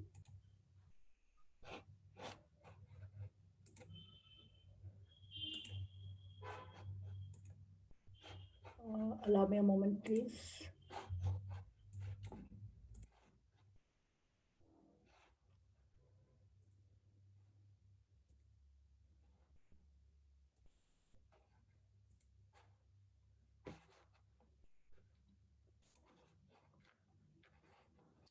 I hope you are able to see my screen. Yes, it's there. Good morning, everyone. I'm Nilanjana Shin. I'm the Senior Recruitment Advisor for Trinity College, Dublin, and I'm delighted to be here today. Thank you very much, DPS, ASTA, and ICA. And I'm here to talk to you about how studying at Trinity can add a unique edge and an acceleration to both your education as well as your career path. But before telling you about Trinity, I'll provide a very quick overview of Ireland to give you an insight about the real post-study career outcomes and also the abundance of industry interface that is available through projects, through internships, and also part-time job opportunities while you're still a student and you're still on your journey as a student. So Ireland is the fastest growing economy in Europe, and that is due to the presence of over 1,200 leading global companies. A majority of these companies have their European headquarters here, And according to OECD, Ireland is also set to be the least negatively impacted by the COVID pandemic, which, while also being the one to bounce back the quickest among all EU countries. With Brexit, it is also the only English-speaking country in the European Union, and it offers a one-year stay-back or job search visa for international students. ICT, financial services, medical tech, and biopharma are the key sectors of Irish economy. It is world's second largest exporter of IT and computer services. Global giants like Google, Facebook, Apple, Microsoft, IBM, LinkedIn, Twitter, Intel, and several others have their European headquarters here, while Dublin is Europe's hub of eminent gaming companies. Neck to neck with ICT is the financial services sector, which is led by more than 250 global firms, including 25 major banks of the world. Ireland is also the top European country for international pharmaceutical investment, with over 300 leading biotech, pharma, and biopharma companies. Last but certainly not the least is the medical tech sector that has made Ireland a global leader and the second largest employer of medtech professionals in Europe. We have more than 450 world-leading companies, thus offering substantial employment opportunities for science and engineering graduates. And Ireland is also the most entrepreneurial country in Europe, so there is a lot of support available in terms of funding and mentorship for all kinds of startups. This is Trinity College Dublin, which is one of the 7 ancient universities, along with Oxford and Cambridge. We were founded in 1592, and we are the #1 university in Ireland. Trinity has actively built on its tradition of academic excellence, and in our 428th year, we are ranked 101st in the world and among the top 100 for employability of our graduates. We are also the most entrepreneurial university in Europe for the 6th consecutive year. This is our 47-acre campus located right in the heart of Dublin city centre as a part of the Global Innovation Hub, which essentially is the Silicon Valley in Europe. This slide reflects our identity as a world-leading modern university with our sights fixed firmly on the honors courses in all academic disciplines, ranging from business, psychology, law, history, English, economics, political science, sociology, psychology, philosophy, film studies, and music, right up to computer science. For computer science in particular, we offer an immersive program that covers the breadth and depth of the subject. Our School of Computer Science is among the top 100 in the world and is a major research center of Science Foundation Ireland, hosting state-of-the-art research facilities called Adapt and Connect, which you can see here. Our 178 years old School of Engineering is also among the top 150 in the world. The first few years of our engineering course are common entry, and then we offer 6 major disciplines of engineering, which are listed here, which the students choose towards the end of the second year. For most of our subjects, we are ranked among the top 100 in the world. And of course, these rankings keep changing every year. Our graduates are also the most highly sought after by top employers in Ireland, and we have an unmatched track record of tech startups. As I had mentioned earlier, in the last 6 years, Trinity has been consistently ranked #1 in Europe for producing entrepreneurs. Our general entry requirements are these. 80% is what we require for all subjects. And for some courses, there will be additional subject-specific requirements. For example, computer science and engineering require you to have minimum 75% in maths. And for business also, you may have 75% in maths if you have maths in class 12th. If you do not, then we request for 80% in maths in class 10th. In addition, we also need English proficiency certificate like IELTS or TOEFL or PTE. And for 2021, we are also accepting Duolingo. We have one intake in September, and our applications open on 1st October every year. And all applications are online through the course page on the website.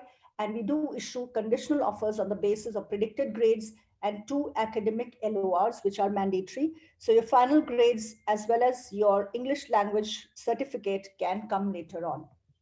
Our annual fee are about 19,000 euros for all programs offered by the Faculty of Arts and Humanities, and about 26,000 euros for all lab-based STEM programs, and the estimated all-inclusive living costs are 13,000 per year.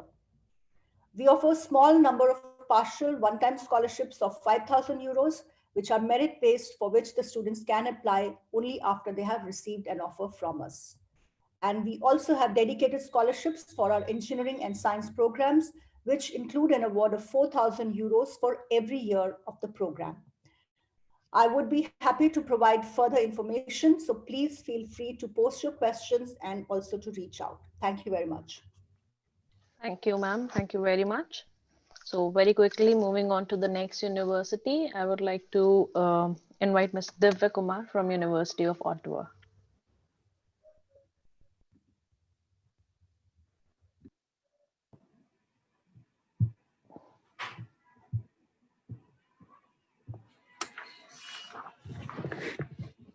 Bonjour, Ratu. Very good morning, everyone. I am Divya, and I represent University of Ottawa in South Asia and the Middle East. Welcome to our presentation.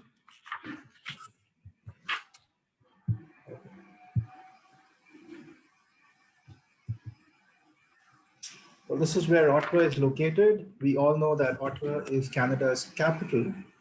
It is also a compact, clean, cleverly planned center of culture and politics, and it is a destination for every season. Now, a lot of you have questions about the weather. Contrary to popular belief, Ottawa has 4 distinct seasons. It has fall, and this is when Ottawa is crisscrossed by parks and bicycle paths, making it one of the greenest cities in Canada. Winter, of course, Ottawa is famous for winter. In fact, Canada is famous for winters. However, Ottawa celebrates winter with Winterlude Festival, which is the biggest festival in Canada. It takes place every February. Now, spring, again, which is particularly colorful in Ottawa because of the famous Canadian Tulip Festival. So Ottawa becomes a sea of waving tulips during spring and summer. I mean, a lot of people think that Canada does not have summer, but trust me, it does. And the temperature does go up similar to those in New Delhi. In fact, nonetheless, summer is again the most popular season in Canada and in Ottawa. Most Canadians will tell you that summer is their favorite season, and with good reason. Now, Ottawa is one of the most diverse with expertise in artificial intelligence, autonomous vehicles, next generation networks, 5G, cybersecurity, digital media, biotechnology, and a lot more. Now, second to only San Francisco, Ottawa ranks second in North America for tech talent concentration. We would all know that, of course, Ottawa being the capital will have a lot of government jobs and jobs in health and education other than the tech sector. Now, Ottawa is also known to be the most educated city in the whole of North America. With education comes high incomes and low unemployment rates. Now, started in the year 1848, University of Ottawa is the largest bilingual university in the world. Ottawa has a total enrollment of 42,000 students, including graduates and doctoral students. Out of this, around 8,000, which means 4 of 10 are international students, which means we are one of the most diverse campuses in Canada. UOttawa is ranked 145th in the world's university ranking 2021, including as per the Times Higher Education. Now, with a 95% co-op placement rate and a 97% employment rate, we not only provide education, but a platform to succeed. UOttawa has 6 undergraduate faculties, 3 professional faculties, and around 400 plus program combinations to choose from. I will not mention the courses in details. Those are all available on our website. But the 6 direct entry faculties at University of Ottawa would be Arts, Telfer School of Management, Social Sciences, Engineering, Health Sciences, Science. After your first degree, you can also pursue education, medicine, law, and graduate studies. without taking much of your time, because I think I just had 3 minutes to talk, and I believe I've utilized that. I am going to leave you with my email ID, which is dkumar2@uottawa.ca. You can also write to india@uottawa.ca. Do connect with us on Facebook, Twitter, Instagram, and YouTube. And feel free to write to me if you have any questions about scholarships, because we have a lot of them. And we have recurring scholarships, not that you only get for the first year. Do feel free to write to me for information about the requirements for the different programs. Thank you, and you have a great day. Messi, au revoir. Thank you, Divya. Thank you very much. So before moving on to the next university, students, please start posting your questions in the Q&A box, and please mention the name of the university. So now moving on to another Canadian university, I would like to invite Ms. Deepa Gognani from Queens. Thank you, Almis, and welcome everyone, all the high school students present from DPS Mathura Road today. Thank you for having us, and now presenting yet another Canadian institution. I represent Queens, and I will share my screen. Popularly known as Canada's oldest degree providing institution, Queens has a heritage and a great history.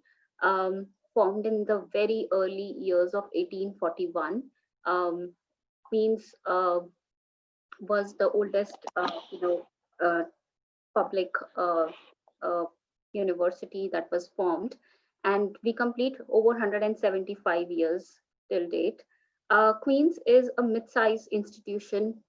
When I say mid-size, it has about 25,000 students currently studying at various levels, although we like to call ourselves as a major undergrad university because almost 16,500 are currently studying at the undergrad level.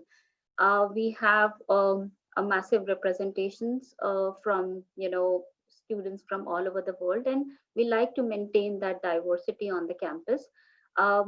Over 12% at the undergrad level and over 27% at the master's level. Our students are international, and they are all coming from over 108 countries. We also have a footprints in terms of our alumni network, global presence in over 154 countries. We have over 150,000 alumni currently registered in all these countries. Queens, what else I can say, is a part of a very prestigious U15 group of research intensive universities. Queens has been focusing on certain areas, and they are delivered on the basis of very strong research, teaching quality, retained all these years. Queens, always been, consistent on the ranking charts or league tables, what you like to call. Even in the current Maclean's 2021 ranking, Queens is now at number 5, consistent for many, many years now. Location of Queens is not very difficult to identify. With all my colleagues who have presented before me, we are somewhere in between. Halfway to everywhere in literal sense. Ottawa, University of Ottawa was just before, is on one side, and Toronto on the other side. We are just on the midway between these two. So obviously we are also in the very popular province of Ontario, in the city of Kingston. So the red dot that you see is Kingston, and that's where the university is located. Kingston is a university town. In fact, the top 5 university towns in the world rated by BBC. Kingston is to a total population of 150,000 people, is known by the university itself. Otherwise, it has 2 more institutions, namely St. Lawrence College and a Navy College. Kingston has all the amenities of a big city. At the same time, right on the suburbs of very, very big places within the province. So very easy access to Toronto and Ottawa, and even to Montreal, Quebec, which is in Quebec, in 3 hours drive. US, we are just on the border, so we obviously share kind of some places, some very nearby places in United States. Places like Rochester and Syracuse are in the easy access of 45 to 50 minutes drive. So that's how our location is, and it's very safe and secure place to be in, and at the most one of the most beautiful campuses of Canada. All our undergraduate majors, minors, dual degree programs, direct entry programs, journal first years are broadly divided into these broad areas. Um, Health sciences, nursing, commerce, kinesiology, fine arts, music theater are all direct entry programs, which means that you need to know what you want to do if you are getting into it, and you will be starting this from day one.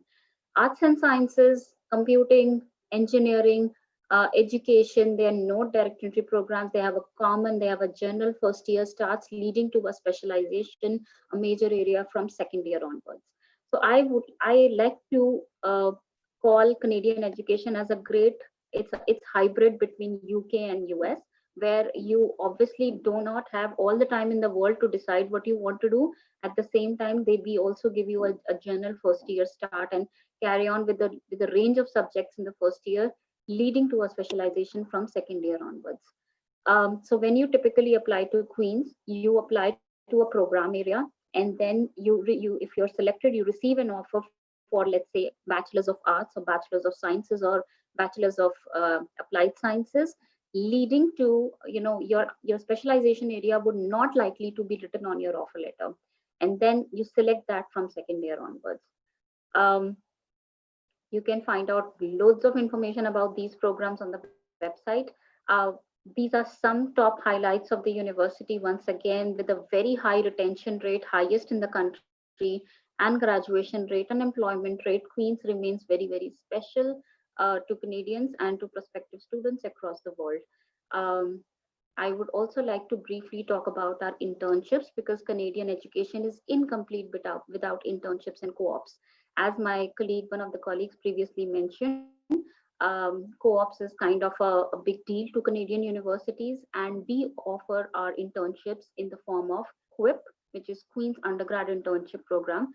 The nature of QUIP is it's a 12 to 16 months non-stop internship between year two or year two and year three, or probably between year three and year four, for a period of, as I said, for 12 to 16 months. It's a paid internship, and it's strictly in your area of specialization. We are partnered with over 7,000 companies, and we make sure that you work in your respective area of specialization. That year means that you're involved into full-time working, and it's kind of a break from your studies. When you come back, you finish your remaining credits to complete your program. We also have something called Summer Work Internship Program, SWEP. It's strictly during summertime in Canada. The SWEP is only for the students of commerce, offered by the Smith School of Business. So every year during summertime of Canada, that is between May, June, and July and August, you are engaged into a full-time internship. Again, one in very relevant areas. So 4 years of commerce program give you 4 different in summer internships, and that becomes part of your program. QUIP, going back to QUIP once again, QUIP is open to the Faculty of Engineering and Applied Sciences, Arts and Sciences, Computing, and very recently Health Sciences is also now, Health Sciences students are able to do QUIP as part of their program. We also have work study programs. Now, these are not exactly internships. This is the work opportunities on campus sponsored by Queen's University. It is to help students in financial need to prioritize accepting applications to and prioritize offering jobs to students who have financial circumstances, and making sure that they are able to manage some of their living, or manage their living in Kingston at Queen's. So these are some of the internship options. I would straight away go to the requirements of Queen's. We are a competitive university to get through, and you can just see the CBSE ISC range that we are looking at. These are the predicted scores, that we expect the students to submit. So the range we are looking at is 80 to 90%, depending on the program area. And we are also recommending students to take an English language exam. Academic IELTS, TOEFL, PTE, Duolingo, all 4 tests are acceptable to Queen's to meet the English language requirements. An important COVID-19 admission update that I want to share today is that we have now introduced 3 supplementary essays that will be given to students who are applying to commerce, health sciences, nursing this year.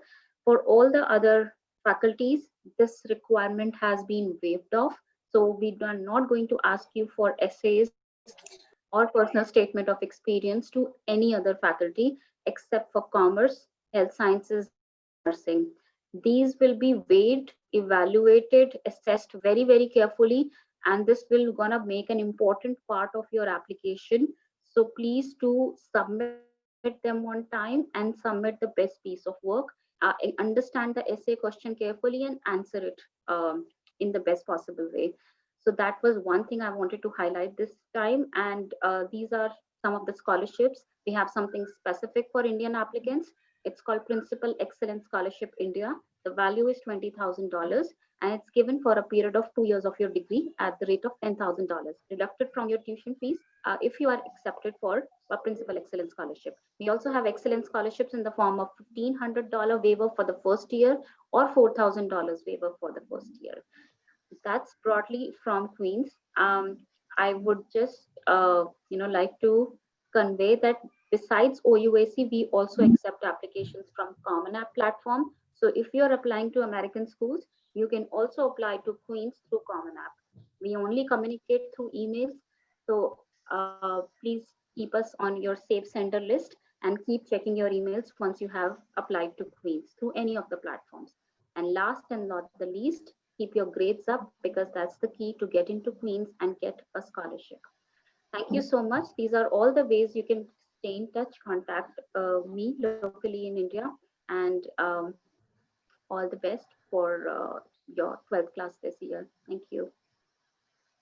Thank you, Deepa. Thank you very much. So moving on to the next Canadian university, I would like to invite Mr. Saurabh Verma from University of Victoria. Yeah, hi, Alma. Just give me a second. I'll just share my screen. Yeah, sure. Take your time.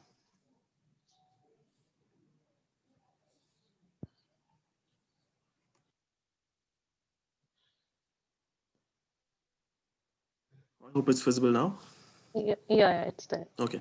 Hi, good afternoon, everyone. My name is Saurabh. I work for the University of Victoria. We are located on the western part of Canada, on the western coast. So Victoria happens to be the capital city of British Columbia province.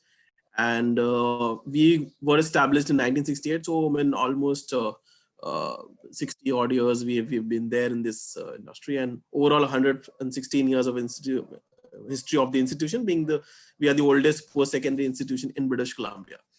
And we are a public university, and goes without saying that we are too much into the research and development area as well, because most of our faculties are involved in the cutting edge research which is happening in Canada. Talking about the city, I mean, it's populated just under 4 lakhs, and it's one of the sunniest places in British Columbia. And we are blessed with one of the most pleasant climate out there. Average winters are 8 degrees and average summers are 22 degrees. And we are just on the US-Canada border. So you can see the location. It's pretty amazing location to be at. In front of you is the campus of University of Victoria. I mean, it's lush green park-like campus of 406 acres of campus.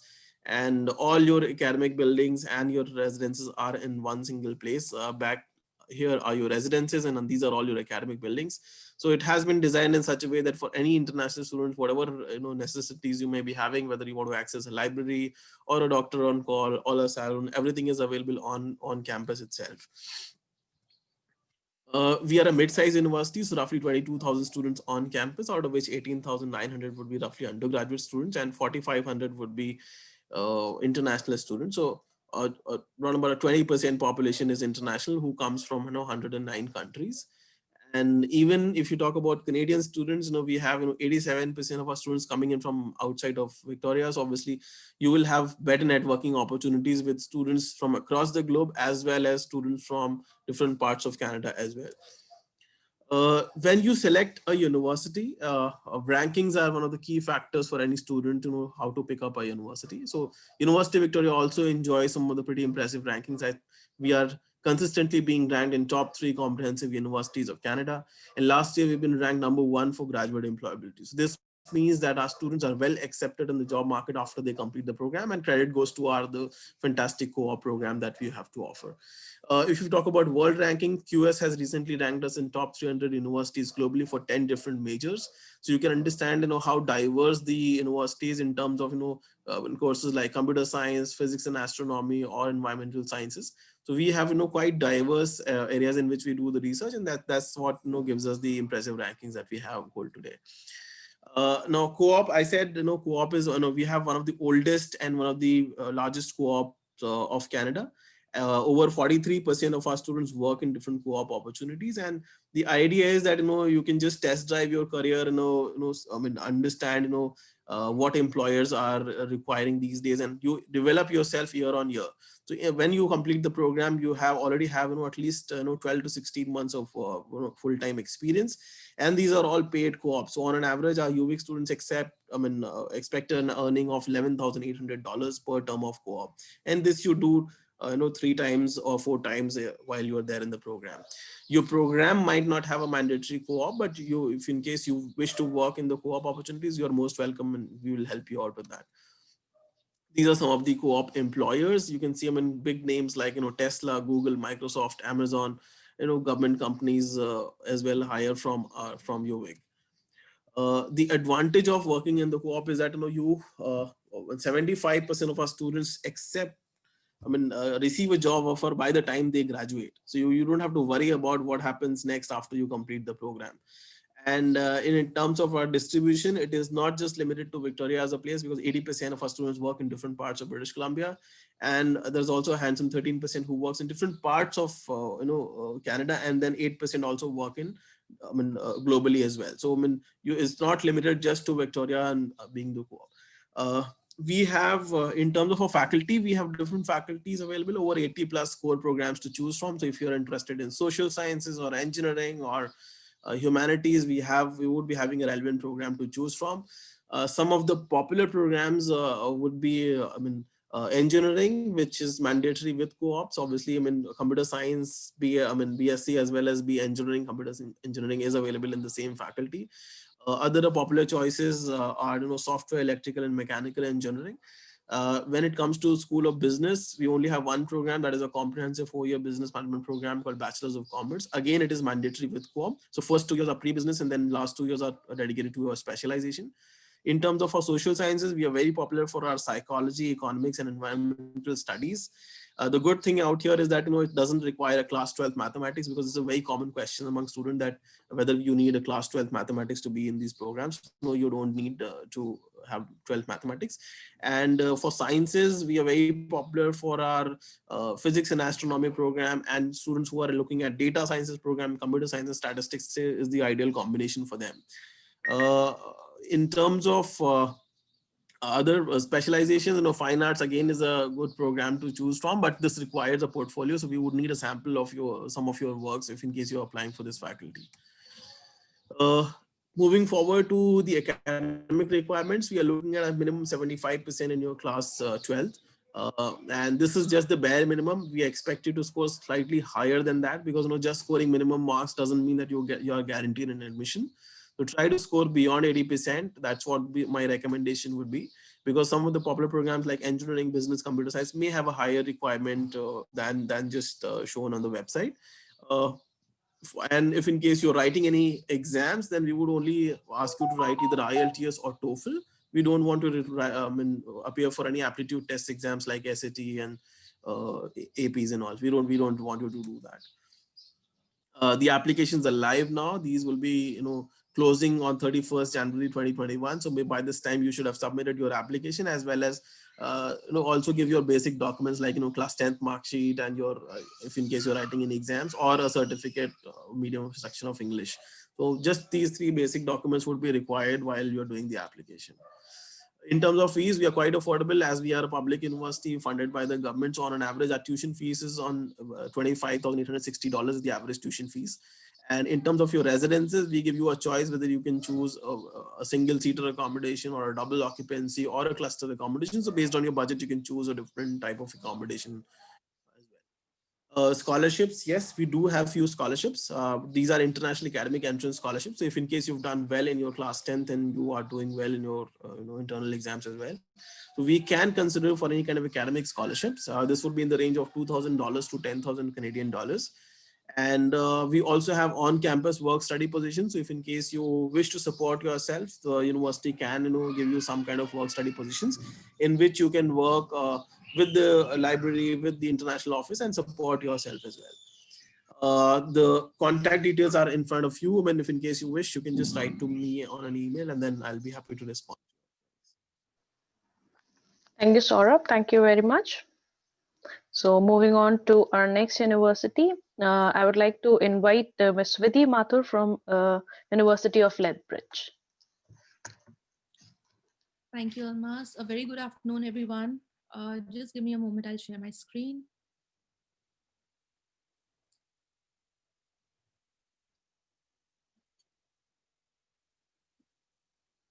So I'm Vidhi and I represent University of Lethbridge. Lethbridge was established in 1967. It's one of the oldest and one of the old public universities based in Canada. Where we are located, we are in the province of Alberta, towards the very south in the city of Lethbridge, which is also the name of the university. We talking about the place. So the population of Lethbridge is approximately 101,000 residents. If we talk about distance, so we are very close to the US borders. We're just an hour away by drive, and very close to the Calgary city as well, which is just 2 hours away by drive from the city of Lethbridge. Talking about our campus, we have 2 campuses, one in Lethbridge, which is our main campus, and then one in Calgary, which is our second campus. Lethbridge being the main campus, it's based in a sprawling 500 acres of land. It's a very serene location. Then there's a river by the name of Old Man River that flows by the campus.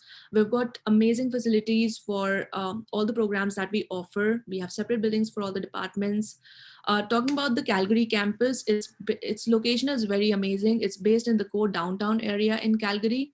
We offer evening classes at the Calgary campus, and you have an option of working in the morning and taking your classes in the evening. So it's a very good option for students who wish to do a work-life balance. What makes us shine at UW Lethbridge? So talking about the ranking, we rank second in both undergrad research category as well as Maclean's ranking 2020 this year. Our student faculty ratio is 15:1. We offer more than 150 programs in different disciplines. Since we are a very research focused university, so we have a research center on campus. We've got the most advanced facility for sciences programs. So it is one of the most upgraded facility. I'll just talk about this in a moment. Our School of Business is called Dillon School of Business. It is AACSB accredited, which is one of the highest accreditation a business school can have. Then students who are planning to take on the finance program, they would have a chance to experience amazing facility that's called the financial trading space, where you have an option to do live trading under the supervision of a teacher, where you get experience of how to do trading into stocks. We are one of the only universities in Alberta to offer arts and sciences co-op in all the majors that we are offering, both at undergrad and graduate level. Then the University of Lethbridge is a very popular art collector. So we collect like over 16,000 pieces of artifacts have been preserved at the university right now. We've got amazing programs for education and addiction counseling, similarly for digital audio majors as well. I've talked about the campus. We are one of the sunniest cities in Canada, just to mention that as well. And I've already talked about the Calgary campus. Just coming quickly to the programs that we have in offer. So we offer, just like I told you, over 150 programs. We have different schools and faculties. So under the School of Business, we've got all the majors available, be it accounting, finance, human resources, marketing. Then we offer sciences program. A few popular choices could be computer science, neurosciences, biochemistry, kinesiology. We offer bachelor's of arts under different majors. Then we have nursing program available with us. Health sciences programs are also available. Then fine arts and music. Few of the management programs and sciences and health sciences program would require the student to have mathematics in their grade 12. Just giving you just about our School of Business. It is, like I said, it's AACSB accredited. Our graduate employment rate for the business school alone is 96%. We offer co-op opportunities for students as well. It's a working component, which is a part of your curriculum. If you're not doing a co-op, then you may be doing an integrated management experience, which is like you volunteer to help the small businesses around the town. That gives you a lot of idea of how to bring them up, how to make them successful. Just coming back to the Science Commons building, which I was talking about, it is the most upgraded facility across Canada. This was inaugurated last year, and we've invested almost $280 million in it. A few of the features that makes it unique would be floating meeting rooms. The walls are made out of whiteboard, so you may be taking your classes in and across the hallway as well. So do check out the amazing facility on our website. Besides the academics, we have, we look into fitness and wellness as well. So we've got teams. So whichever sport or fitness you choose, you may definitely go opt for that. Coming to requirements, we require a minimum of 50% in grade 12. Also, if you are taking English proficiency, we require a 6 overall, no band below 6. And the rest of requirements follows. You would have to meet the minimum requirements and maybe different requirements for maths or any other specific program in particular.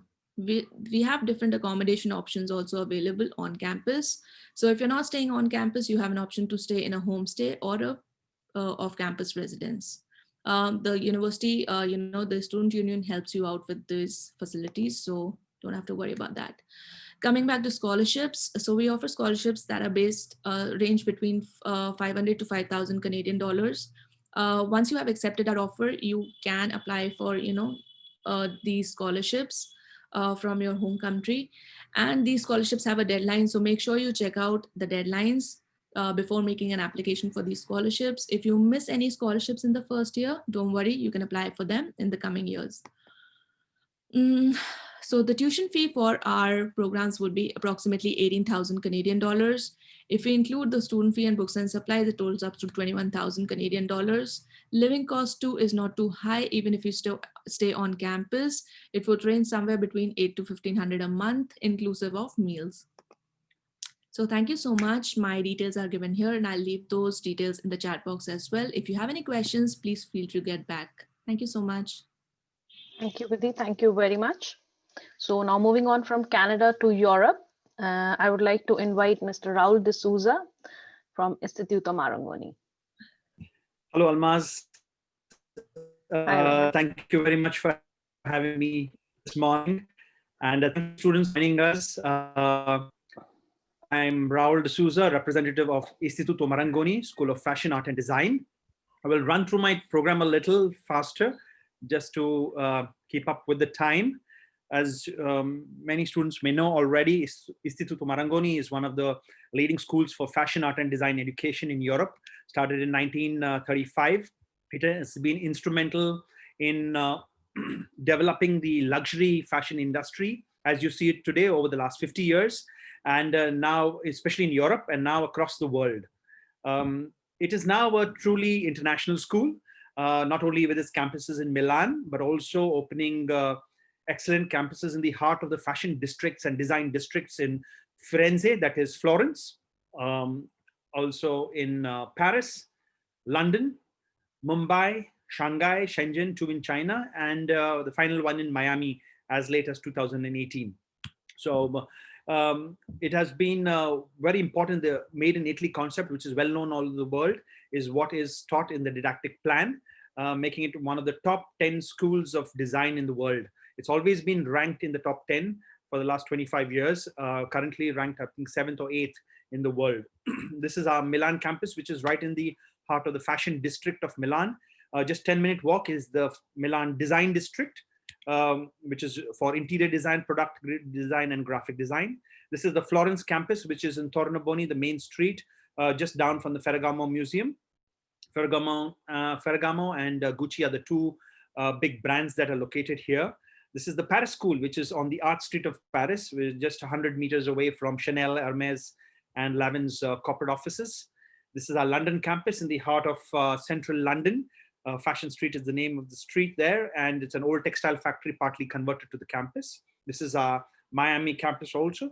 From 2023, we'll be able to sponsor students, Indian students, to study also in the US.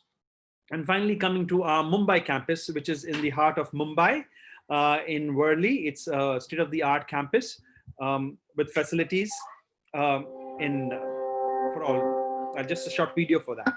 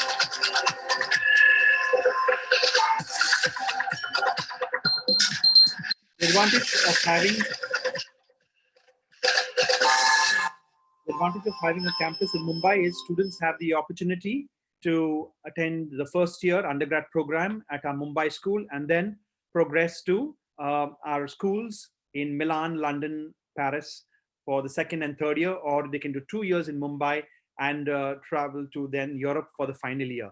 The programs offered at a Mumbai campus are fashion design, fashion styling, business, and interior design. If you want to go product design and graphic design, you need to go directly to either Milan or to London for these courses. We also have 2 postgrad programs. But what I would like to stress on is the short courses. We have short courses in fashion design and illustration, image and styling, business and entrepreneurship, and interior design and lighting that will help you prepare for your undergrad program with regards to your portfolios and things like that. So just a short 3-week course would really help you. Here again, to describe to you the option of doing 1 year in Mumbai and 2 years abroad.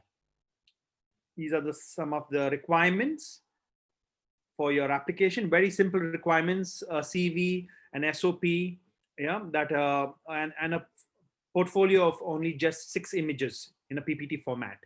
The teaching method of Marangoni is unique, where it's a combination of academic and hands-on experience. All the faculty are professionals from the industry that come and share knowledge from their workplace in the classroom, and that is more important.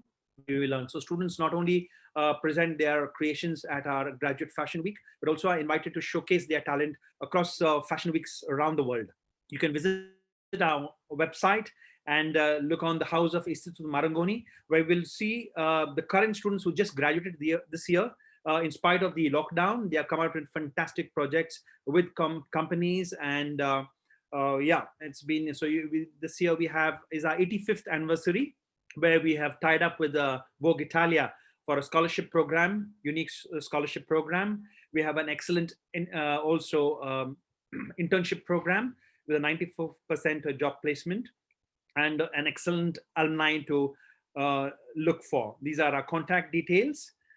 Before leaving, I would like to share with you, currently because of the pandemic, we were one of the first schools to open up, in fact, and that's why I want to share with you this little video. Can you see my screen with the video?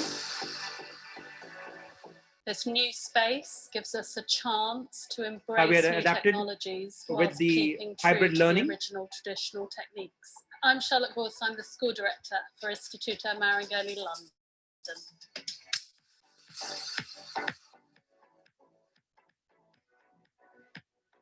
For this October intake, we had nearly The 120 students from India of hybrid attending the learning campuses is what in we Milan, London, need and right Paris. now to be adaptable, to be able to change, to be able to respond to what we want as individuals. I think it's great to be back because the energy is here, the creative energy that you just feel buzzing all around the place. Students kind of feed off each other and their own creativity, and that's what's great about this university, but also about this space in particular. The opportunity to change the school so that we can really embrace digital learning is what COVID-19 has given us. Because of the pandemic, I would say we need to shift and find new ways how to communicate. We have the technology and the support of all of our technicians here at Marangoni and the technical equipment to create these new connections with our students anywhere that they are in the world. We continue to deliver and educate in the highest standards that we can. For the digital aspects, it's fantastic because it basically gives them a resource to refer back to, because everything's recorded. So they've got a whole plethora of research and ideas, and there's so much information to take on board. For me, it's been great. I've been really lucky that I've been able to come into the school, but it's really reassuring to know that it's all online if anything did happen and we did need to go into lockdown. We have online tutors and also physical tutors, so it's easy to follow up the steps. It's easy to understand. I think it doesn't have influence on education quality. I thought Zoom classes would be more difficult. Like the teachers send us the recordings right away and they answer our emails. So I've been caught up till now, nothing. It's been pretty easy for me actually. For me, the recordings were great because we learned how to use Adobe programs like Photoshop, Illustrator.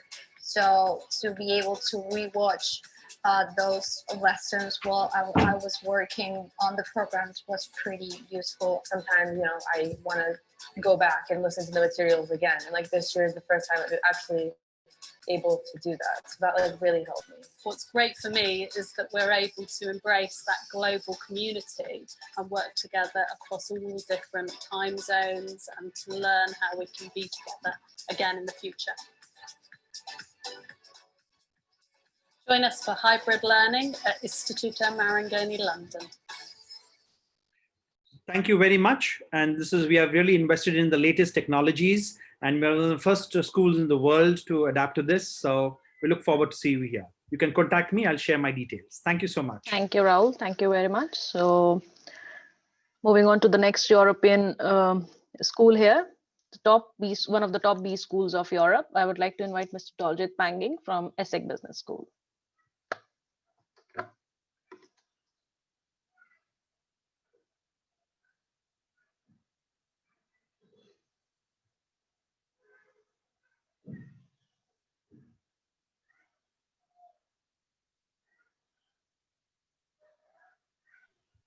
Good morning, Almaz. Can you hear me? Morning, Toljit. Yeah, now I can hear you. Good morning, everybody. Of course, every year we stay at your school physically, but this year we are meeting virtually. And interestingly, we have very good students every year who join SPEC with the scholarship. And so today I am presenting SPEC Business School, which has a campus in Paris as well as in Singapore. So I will introduce about the global BBA program, why it is ranked #1 in France for more than 12 years, and why the placement is so high, and why the student get a big amount of salary while they complete their 4 years of their global BBA program. So if you see, we have 2 campuses, one is in Paris and one is in Singapore, although it's a French-based school. Rank number, if you see all the master program in the QS ranking or Financial Times ranking, we are top 2. And of course, I don't need to introduce about Paris and Singapore. Mostly you're all aware about it. And interestingly, the entire program is 100% in English. The student doesn't need to learn French for the curriculum.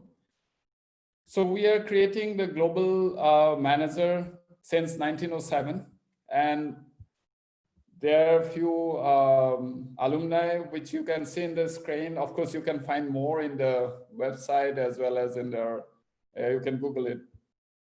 So because we don't have time, so I'm just very quickly showing you a few points, which is interesting and exceptional to SPEC. So if you see, SPEC is Triple Crown accreditation. As I mentioned, all the programs are top 3. Of course, you can apply in Paris or you can apply in Singapore. So you can see why Singapore in this slide, you can see quickly.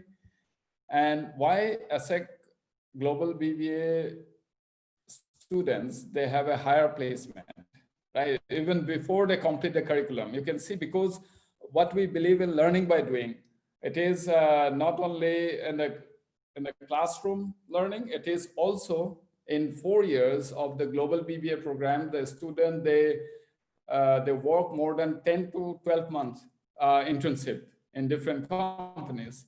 So students who are looking for financial help, they can look for this apprenticeship track where the student can work last 2 years of the global BBA program. At the same time, they can study at SPEC, and while working, they will gain the experience and they will get the salary for 2 years without paying the tuition fee to SPEC. This is very unique, and it's unique to SPEC. You can see the companies, they believe in SPEC, what we are teaching. And of course, we have more than 160 plus partner universities where the student can go for exchange program. This is overall what the student learn in 4 years. So the student who doesn't have maths as a combination, they can apply. They don't need to appear for TOEFL or SAT. The language part, we are giving quite importance that the students should learn. Although the curriculum is in English, we teach them French plus one more language they need to choose just to prepare them for the internship as well as for the placement. So here we have exchange program, 42 plus countries. It's like a menu of a restaurant. It's a la carte. You can choose which country would you like to go and which institute you are targeting. There are a few top institutes you can see here on the screen. Of course, there are 160 plus institutes in US, UK, Canada, you name it, all top B schools. And you can do also dual degree, 1 degree, same time in 4 years, 1 degree from SPEC, another degree from any of the institution you can take. So this is most interesting slide. What you do after 4 years of your bachelor program, you can see it is clearly mentioned about the graduates, recent graduates, what they, where they are, if you see, and what is their salary. It is around 36,50,000 Indian rupees. So you imagine after 4 years, if you have that, it's an initial average salary. The student earns more than that. And although it sounds like only global business, global BBA program, but you can see the students, they can go to any industry. They can go to fashion designing, they can go to tourism, consulting, the whole world is yours. So what we say, explore yourself through SPEC.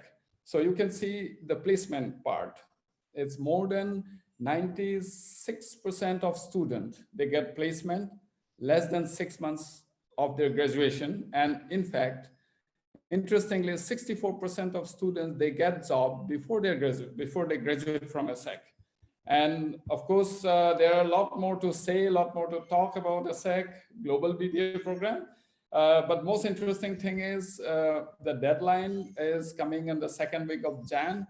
So if you are completing your online application, there's a higher chance of getting excellence scholarship as well as the diversity scholarship. And as I mentioned, most of the students from your school got both the scholarships actually, and they are in SPEC.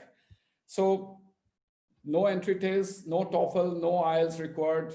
So if you have any question, you can WhatsApp me, which you can see a number there on your screen, or you can, if you have a doubt how to prepare your resume as well as essays, which SPEC is looking at, so you can write to me, you can WhatsApp me, you can send me your essays or resume in my mail ID. And looking forward to see you in Paris or Singapore. Like always, every year I see the student from your institutes. Thanks, Almaz, and have a great day. But anyway, I'm there. You can put any question if you have in Q&A box. Have a lovely day. Yes, definitely. Thank you, Zoltan. It's always really good to have you. And I can see Ms. Garima Narang has also joined us from Lakehead University. So she will quickly take you through her presentation, and then we will move on to our Q&A session. Thanks, Alma. Garima. Deepa. I'm sorry. ICA recognizes me as Garima. I'm happy to be here. But I'm going to quickly share my screen and take you through a very quick presentation, to be honest, owing to the paucity of time. Give me a second.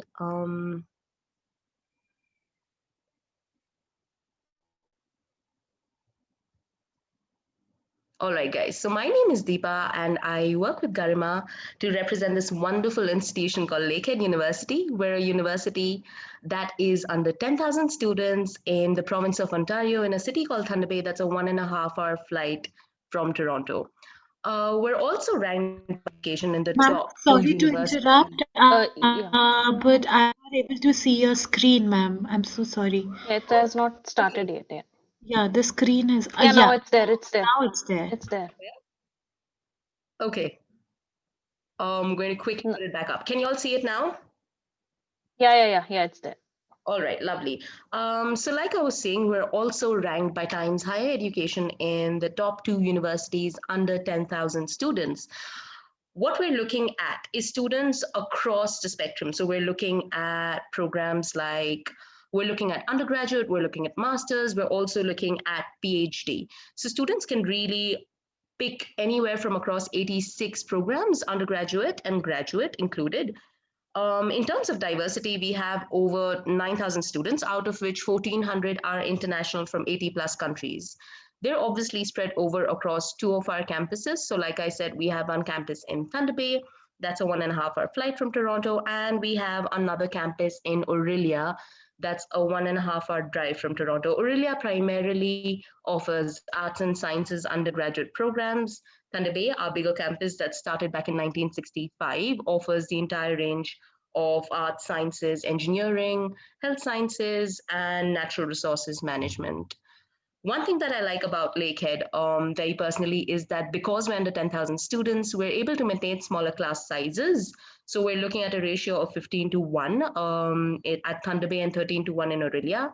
And that just means you can get so many of your doubts clarified in real time and have that connect with your professor that will really sort of help you take your specialization or project to the next level. We're also very employment focused. So the university itself offers some of the best co-op programs ranging anywhere between 16 to 20 months. This would be in engineering, it could be in sciences. Not all of our programs offer co-op, but quite a few popular programs that students generally from India look at offer co-op. So this covers your engineering, it covers your management. It also covers natural resources management, which has gotten quite popular recently.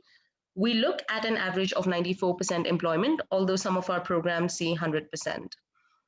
There's also excellent student support in terms of advising and tutoring, and also understanding where a student perhaps lacks skill sets that he needs to develop, bring him out of his shell. There are career workshops. We have 3 recruitment fairs a year. So what really happens is that across the year, when you're really looking at co-op opportunities or you have graduating students, we've got these recruitment fairs where our partner institutions come on board and hire our students. These are our academic faculties. So there's business engineering, science, environmental studies, social sciences, humanities, so on and so forth. This is our full range of undergraduate programs. We now also have engineering plus MBA for those students who are looking at doing a program that affords them both.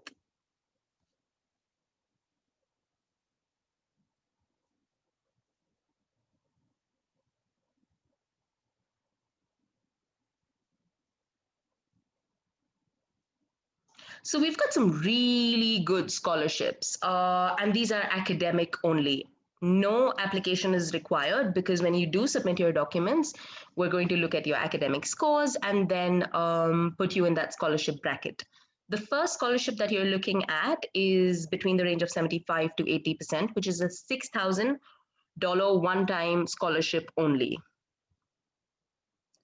Our next scholarship is anywhere between 80 to 90%. We're looking at 7,500 per year across 4 years. So that works out to be 30,000. This is recurring, although you do have to maintain an average of anywhere between 80 to 90% across the year to be able to get this on a yearly basis. For those students who have above a 90%, they're looking at a scholarship of 10,000 Canadian dollars per year for 4 years. So this should really sort of incentivize you to do your best, and it also really helps plan your finances. In terms of our requirements, what we're looking at is students who have at least a 70% Canadian equivalent to be able to apply. In terms of IB, we're looking at anywhere between 26 to 28, and scores above 28 look at good undergraduate entrance scholarships. So your 75 to 79 equivalent would be 28 above. As I said, my name is Deepa. I'd be happy to paste my details in the chat box. Please take it down in case you'll want to converse with me about your profile. I'm also going to send you a link that will help you book a Zoom counseling session with me. Thank you. Thank you, Deepa. Thank you very much. So as I can see, most of the questions have been answered here, and there were a few students who are there in the panel from the career counselor group of DPS. So they were asking, they wanted to ask few questions. So Aryan, if you want to go ahead with the questions, and any other student who are there in the panel who wants to go for the questions. Students, over to you now. Aryan, Ishika, Sonia, you can switch on your audios and cameras and go ahead, ask your questions, children.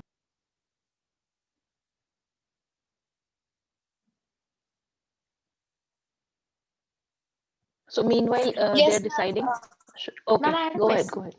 Ma'am, as the application process of the whole university and abroad, and the whole process is very costly. So the return on investment is there, and how high it is, and is it worth it?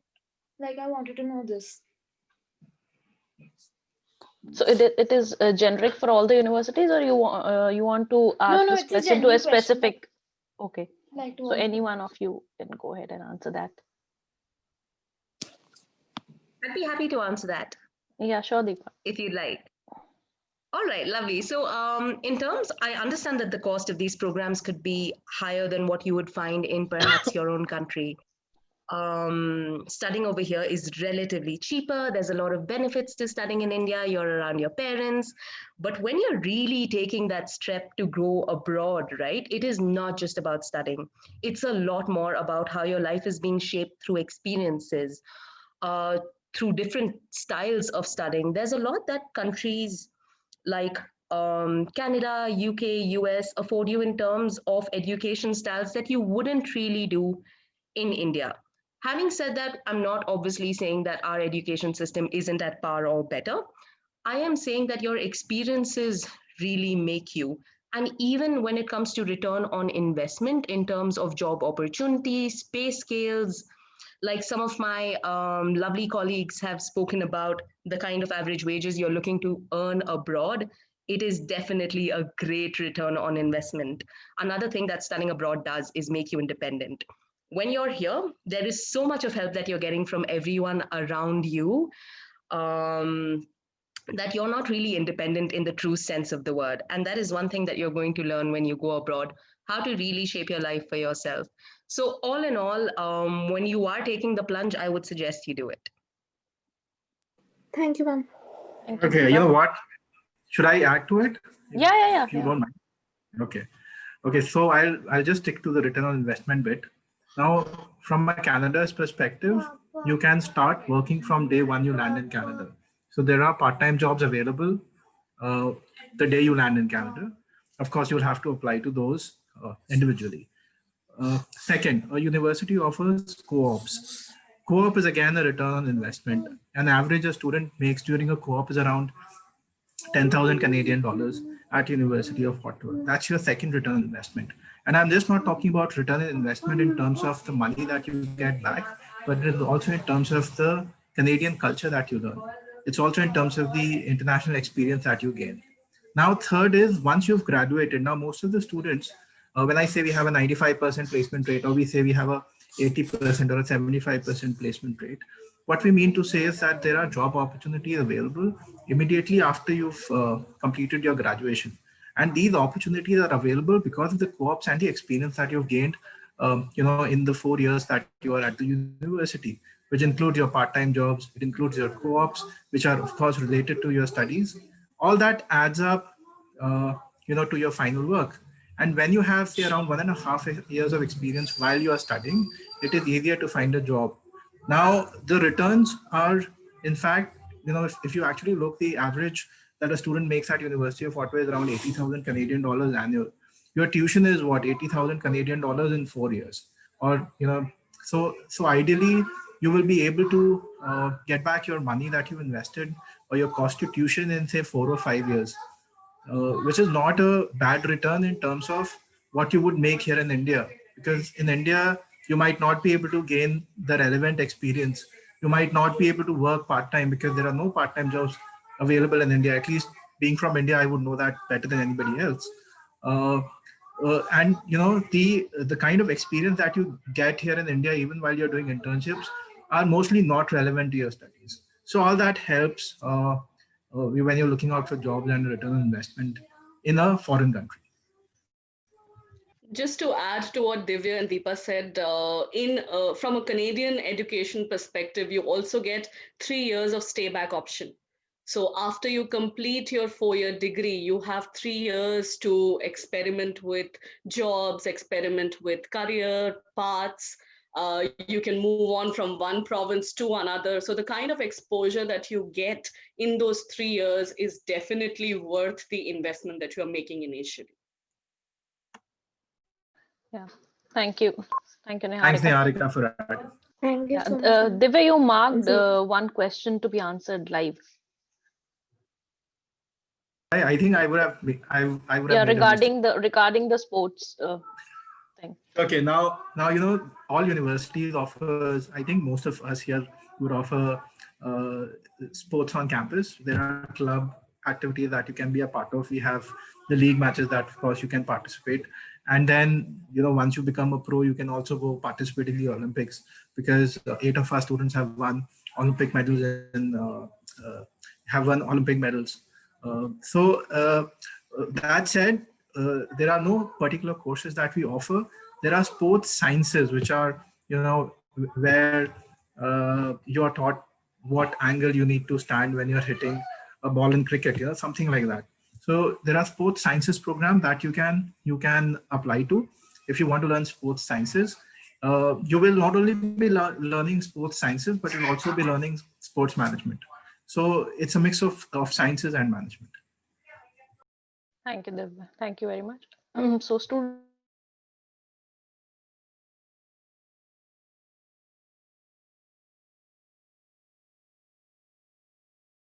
Did you say something? I'm so sorry, I missed that. We can't hear Almas. Yeah. I was actually asking to the students if they have any question, they can go ahead and ask their questions. Hi everyone. Actually, I had a question I'm asking a question on behalf of one of my friends who was not able to attend this fair because right now she's out of station. So this question is from Waterloo University, Windsor University, Queen's University, and Victoria University. She's asking, do all of these universities require a SOP for undergraduate or just essays? So I guess both the universities, Queen's and Waterloo, they had meetings. They have But I think left. I can speak So on behalf of all yeah, of them. yeah, on When behalf, we are yeah. looking at entry onto the programs, we do not require SOPs or essays, except for one or two programs. For example, BCom might require an essay, but the other programs are just looking for your minimum grades in 10th, 11th, and 12th, and your IELTS scores. But if you're looking for more details, you can obviously go on to the websites of Waterloo and Queen's and find out the answers there. Yeah, for Victoria as well, I mean, you only need the statement of purpose only for the BCom application. So apart from BCom or fine arts, if in case you're looking for to any other program, we don't require any supplemental application or any SOP or LORs like that. So it's straightforward. Your grades will get you in. Okay, thank you. And I had one a little bit of generic question from all of the university representatives present here. I just wanted to inquire a little bit about like what kind of topics do you give in your in the essays that you want, and what kind of actually answers do you usually look for in these essays? So if I go by the University of Victoria example, so the supplemental application clearly asks you to give you three things. One is your updated resume. In terms of your personal statement, they will ask you a personal impact statement. What exactly what are the scenarios, or where exactly you participated, what are the co-curriculars that you've done, and how exactly these will impact your performance at the university, and what you will bring on the table. So that's what we want to know.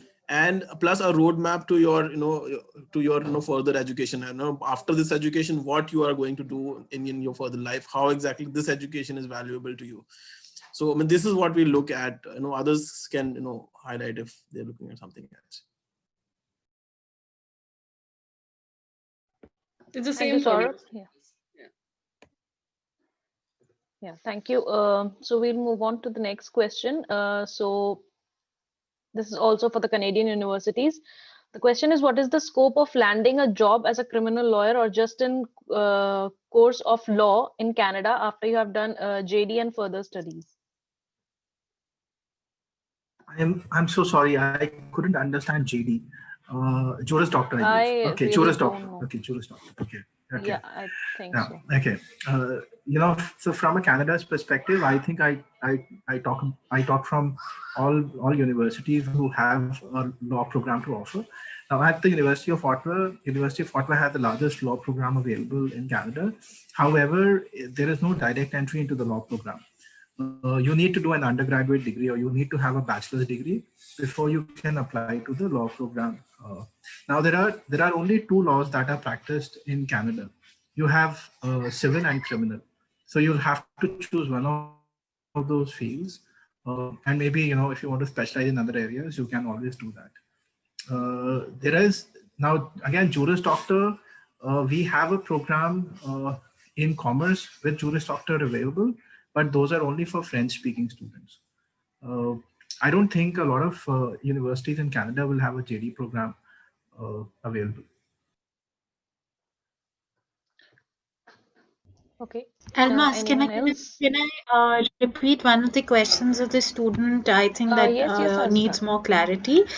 So one of my students have asked, there are two questions actually, one for Instituto Marigoni and one a generic question. So the sports question was basically, are there any sports undergrad courses offered by any of the international universities? Because we have a lot of children excelling in sports. DPS Mathura is known for sports. So a lot of children, I know it does count in the co-curricular, but somebody who wants to take up sports as a career.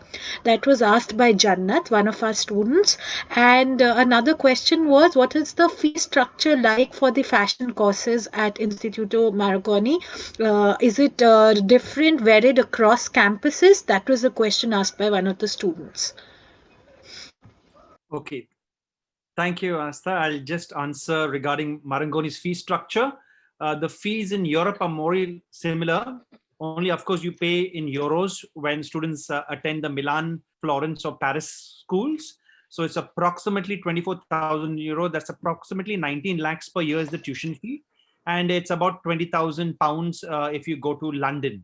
In Mumbai, the course fee is much lesser. It's about 8.5 lakhs per year, which is inclusive of GST um, for each year. So you can do the first year in Mumbai, 8.5 lakhs approximately for the coming year, and then progress to London, Milan, or Paris, which is approximately 20 lakhs, 19.5 lakhs per year. Students who progress from Mumbai and then go abroad in the final third year, they get a 20% deduction on the tuition fee for the final year. So it comes to about 17 lakhs for the final year. So this is the fee structure. We don't have, students, there are students who love sports. For example, 2 years ago, I had a student who was a deep sea diver. She's got a certified deep sea diver, and she went to study in Milan. And one of our faculty is a deep sea diver. So she joined that club, and they used to go in Europe, in the various seas around Adriatic Sea and things for deep sea diving. So there are a lot of clubs in Europe. There's of course a tennis club close to the campus, and various there they can take sports. In our design programs, we have so you have women's wear, men's wear, kids wear. You have sportswear. We have a specialized master program in sportswear design. So which is as close to the so students who want to take sports as a career, but also who are interested in design and take it as part of their learning process, also have the opportunity to learn that at Instituto Marangoni. Thank you. Thank you, Rahul. So any one of you, if you want to add on to that specific sports question. As far as UNSER is concerned, we don't have a specific 4-year degree program in sports, but we do have certain specializations within human kinetics for sports management and sports psychology. A generic advice would be that the students can be a part of the varsity teams. I mean, all of us, all the universities present here would have the sporting facilities for various sports like soccer and all the other sports that you can think of, except cricket, I think. But you can be a part, if you're really a good player, a national level, state level player, you can be a part of the teams, go for auditions and be a part of the teams, and you can pursue that as a future career later. But specifically, if we're looking for a 4-year sports degree, I doubt any of us would have it. I mean, correct me if I'm wrong, the other Canadian institutes. But there would be modules of management, psychology, sport management, and psychology in some of our programs. Okay, so we have a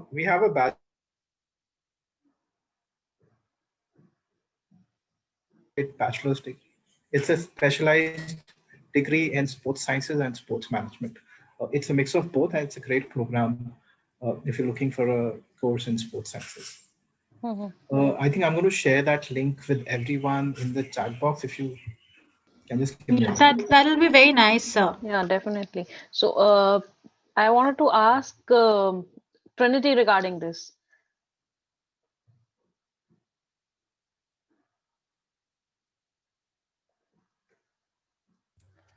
Hi, Almas. Yes. Even at Trinity, we do not have any specialist program in sports sciences or sports management as such.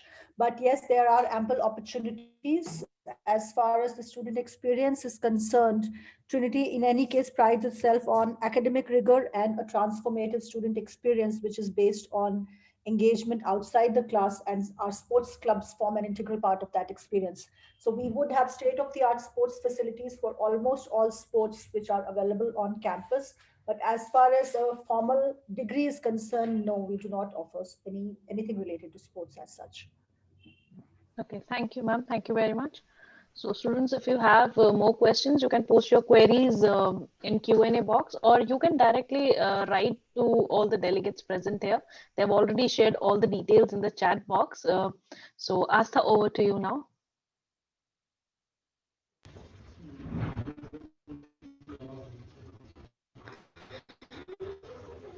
I think it was great to have you all here with us. today on a Sunday morning. All the information shared today. There were others who couldn't join though, but we will take this information, we will pass it across to them. Definitely, we will share this on school page as well. And a big thank you to everyone for taking out time for generating awareness about the courses. Also, students many times they're not aware of the kind of courses being offered by the universities. So you've all highlighted, I think, every aspect to it, from admission process to the courses being offered, scholarships, the ESSEC Business School. We also have alumni. We have alumni with the University of Waterloo, and definitely we look forward to more sessions from you all. Thank you so much. Grateful to ICAE, Mr. Nazir, for organizing this every year for us. This time it is virtually. Pandemic is affecting all of us differently, but we all are taking that positively, I'm sure. And students would definitely benefit and look positive towards seeking admission in your universities. Thank you so much, ladies and gentlemen.